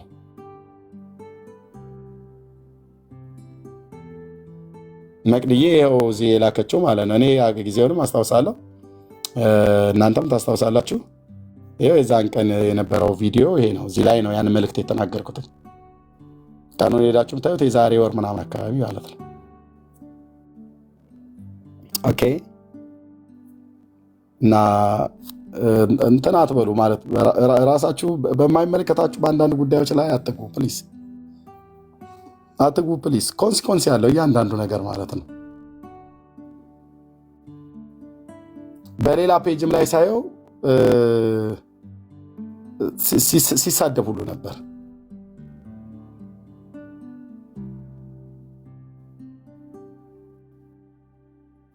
ማለት ትችላላችሁ እኮ መብታችሁ ነው ትችላላችሁ። ግን እንደው በእግዚአብሔርን ፍርድ ስር እንዳትወርቁ። ሰዎችን ሳታውቁ ዝም ብላችሁ አትናገሩ ለማለት ነው። በየትኛውም አቅጣጫ ወንድሞች እና እህቶች ኦኬ።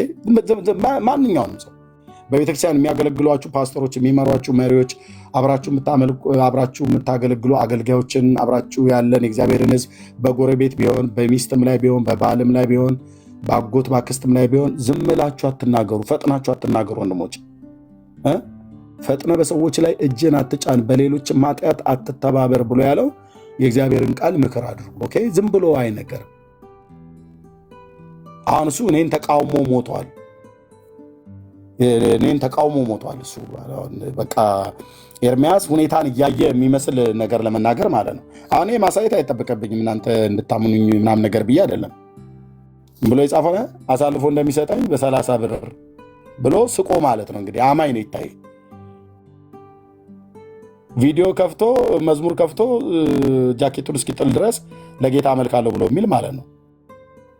ዘንድሮ ሁኔታውን እያዩ ህልም የሚያዩ ሰዎች በስተዋል ብሎ የዮናስንና የኔን ፎቶ አድርጎ ነው ያስቀምጠው። ግን ቪዲዮን አወረደው። ካመንክበት ለምን አወረድከው?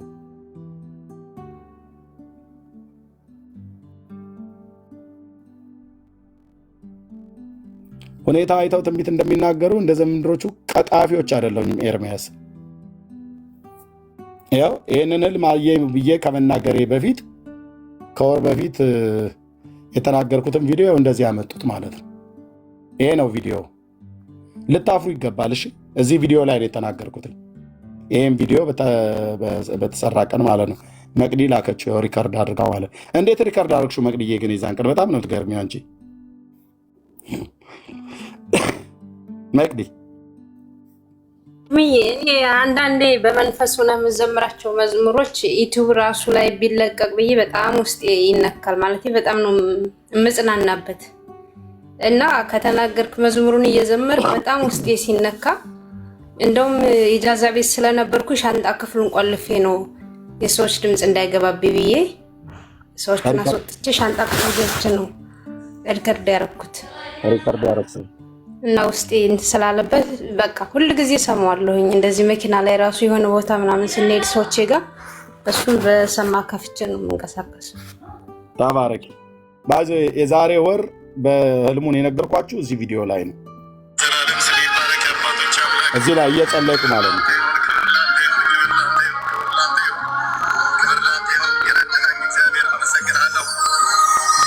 እዚህ ላይ ነው፣ እዚህ ቪዲዮ ላይ ነው የነገርኳችሁ። ከ10 እስከ 12 ሰዎች ታስታውሳላችሁ። ሁላችሁም የዛን ቀን አልነበራችሁም። እኔም አስታውሳለሁ። ለዛውም በጣም አብረው የሚያገለግሉትን ጭምር አስጠንቅቀሃል። በዛን ቀን ከተናገርኩት ነገር አንዱ ወገኖች ምን ነበር ያልኳችሁ? እችን ቃል ታስታውሳላችሁ አይደል?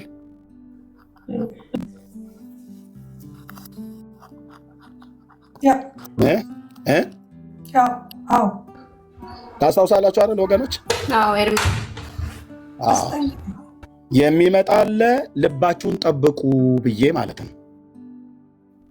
ቅዱሳን ልባችሁን ወንድምዬ እህትዬ እየተባባልን ከዚህው ከኔ ጋር የምታገለግሉ የቅርብ ሰዎች የሆናችሁ እና ብለህ ተናግረሃል። ብዙ ነገር ተናግረሃል።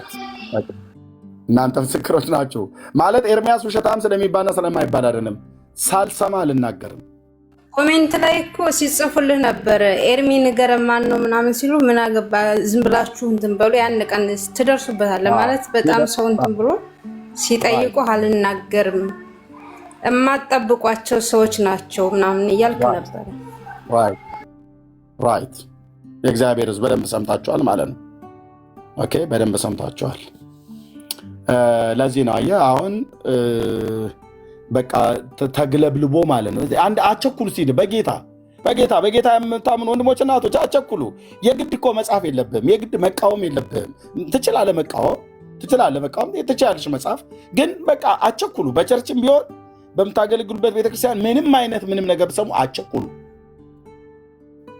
በምንም ጉዳይ አቸኩሉ ወንድሞች እናቶች፣ ልባችሁን ጠብቁ።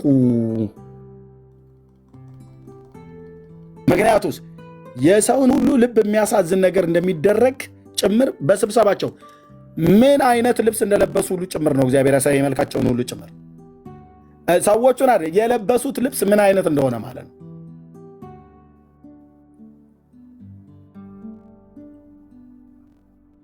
ቴንኪዩ የኔ ጌታ። እኔ ታቅላለሁ ወንድምነት እህትነት እያልኩኝ እንጠለጠላለሁ። እንጠላጠላለሁ ማለት የግድ እኔ ፍቅር ፈልጌ ቤተሰቤ በጌታ ናቸው ብዬ እንጂ የልቤን ቅንነት የሚያውቅ እግዚአብሔር ግን ያሳያል አልኩ። እዚህ ሆናችሁ ብትዶልቱ ቀድሞ ያሳያል እግዚአብሔር። ዶልቱ ከፈለጋችሁ ወንድሞች እናቶች፣ ዶልቱ። አይ እግዚአብሔር ይናገራል። ብራዘር ተው እባክህ። በማንም ላይ ዶልቱ ከፈለጋችሁ ማለት ነው። ምክር ማሰሙ ከሆነ ኦኬ፣ ምክር ማሰሙ ከሆነ እግዚአብሔር ወንዶችና ሴቶች ልጅ በማንም ላይ በክፋት ተነስታችሁ በቅኖች ላይ ብትዶልቱ የሰራዊት ጌታ እግዚአብሔር በወጥመዳችሁ እንዳይያዙ በጥርሳችሁ እንዳትነክሷቸው ቅኖችን ግን እግዚአብሔር ያስመልጣል።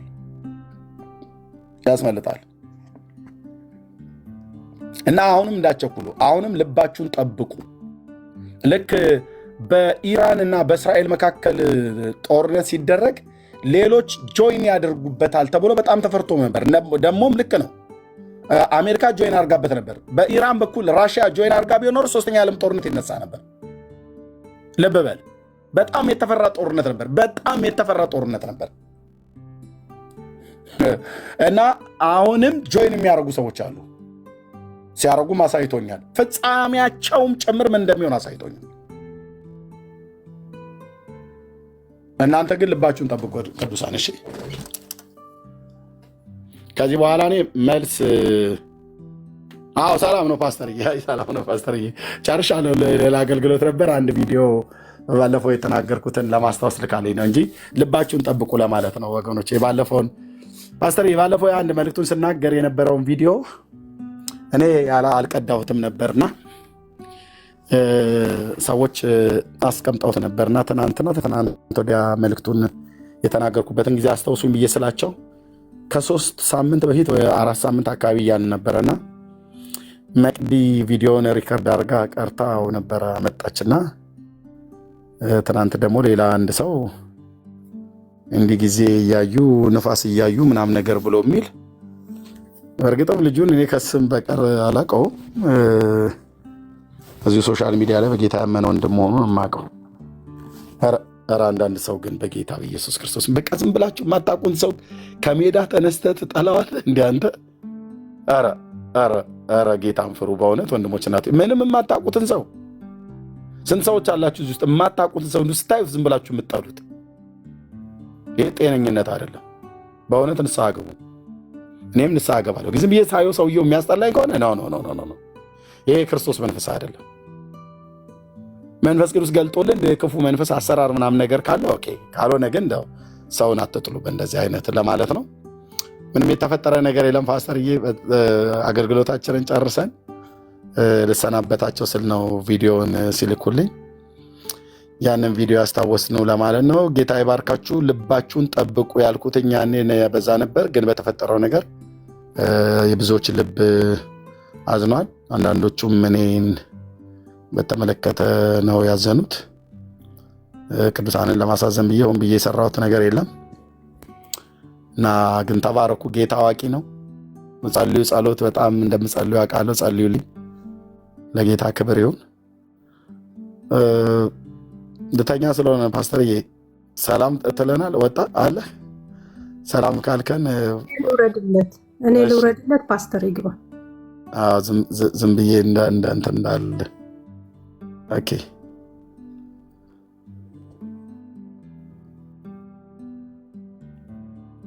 አይ ሰላም ካልከን ድምፅህን አሰማን። ቅዱሳንም ሰላም ካልካቸው። ፓስተርዬ እንዴት አደርክ? እሺ ኤርሚዬ እንዴት ነው? ሰላም ነው? ሁሉ ደግ ነው? ደህና ነኝ ጌታ ይመስገን። እንዴት አደርክ ፓስተርዬ? ደህና ነኝ ጌታ ይመስገን። ቅዱሳን ሁላችሁ ሰላም ናችሁ? እንዴት ናችሁ? ደህና ነኝ ጌታ ይባረክ። እግዚአብሔር ይመስገን። ያው አንዳንዱን ነገር ዝም ብለህ መተው ነው ማለት፣ ለነሱ ተውላቸው። አንዳንዷ የስራም ጭምር ስለሆነ መተው ነው በቃ። ለሁሉ ነገር ማለት አያስፈልገው። አሁን ተኛ፣ በኋላ አገልግሎት አለን፣ ቀሰቅሰሃለን። ሐሙስ ነው ለካ አይደል? አዎ ስለ ዛሬ አንተ ጋር ሐሙስ ነው፣ እኔ ጋር ሮብ ነው። ስለዚህ ተኛ ዝጋና ውጣ አሁን። አላርሜም ይጮሃል። ስለዚህ በቂ ነው። ከዚህ በላይ ብዙ መነጋገር አስፈላጊ አይደለም። ጉሮሮም ደክሞታል። ቴንክ ዩ ፓስተር። ተኛቸው። ደህና ወገኖች፣ ምሽት ፓስተርዬ ቤት እንገናኝ። የገላትያ መጽሐፍ ጥናት ቅዱሳት መጽሐፍትን እንማር ብሎ የሚል የጀመርነው አለ። የምታውቁት የማታውቁ ሰዎች ግን ምሽት በኢትዮጵያ 3 ሰዓት ፓስተር ታሬ ቤት ፎሎ ያላረጋችሁት ፎሎ አድርጉት። ካረጋችሁትም ኖቲፊኬሽኑ አፓርት እንዲመጣላችሁ አድርጉ። ካልሆነ ደግሞ እኔ የት አካባቢ እንዳለሁ ሰርች ብታደርጉ ከምሽቱ 3 ሰዓት ጀምሮ ፓስተር ታሬ ቤት አለን ተከታታይ የምንማረው። እጅግ ትጠቀሙበታላችሁ። በዛ እንገናኝ። ተባረኩ። ሰላም ዋሉ። ጸጋና ሰላም ከሁላችሁ ጋር ይሁን። ቻው ባልቻ። አሜን።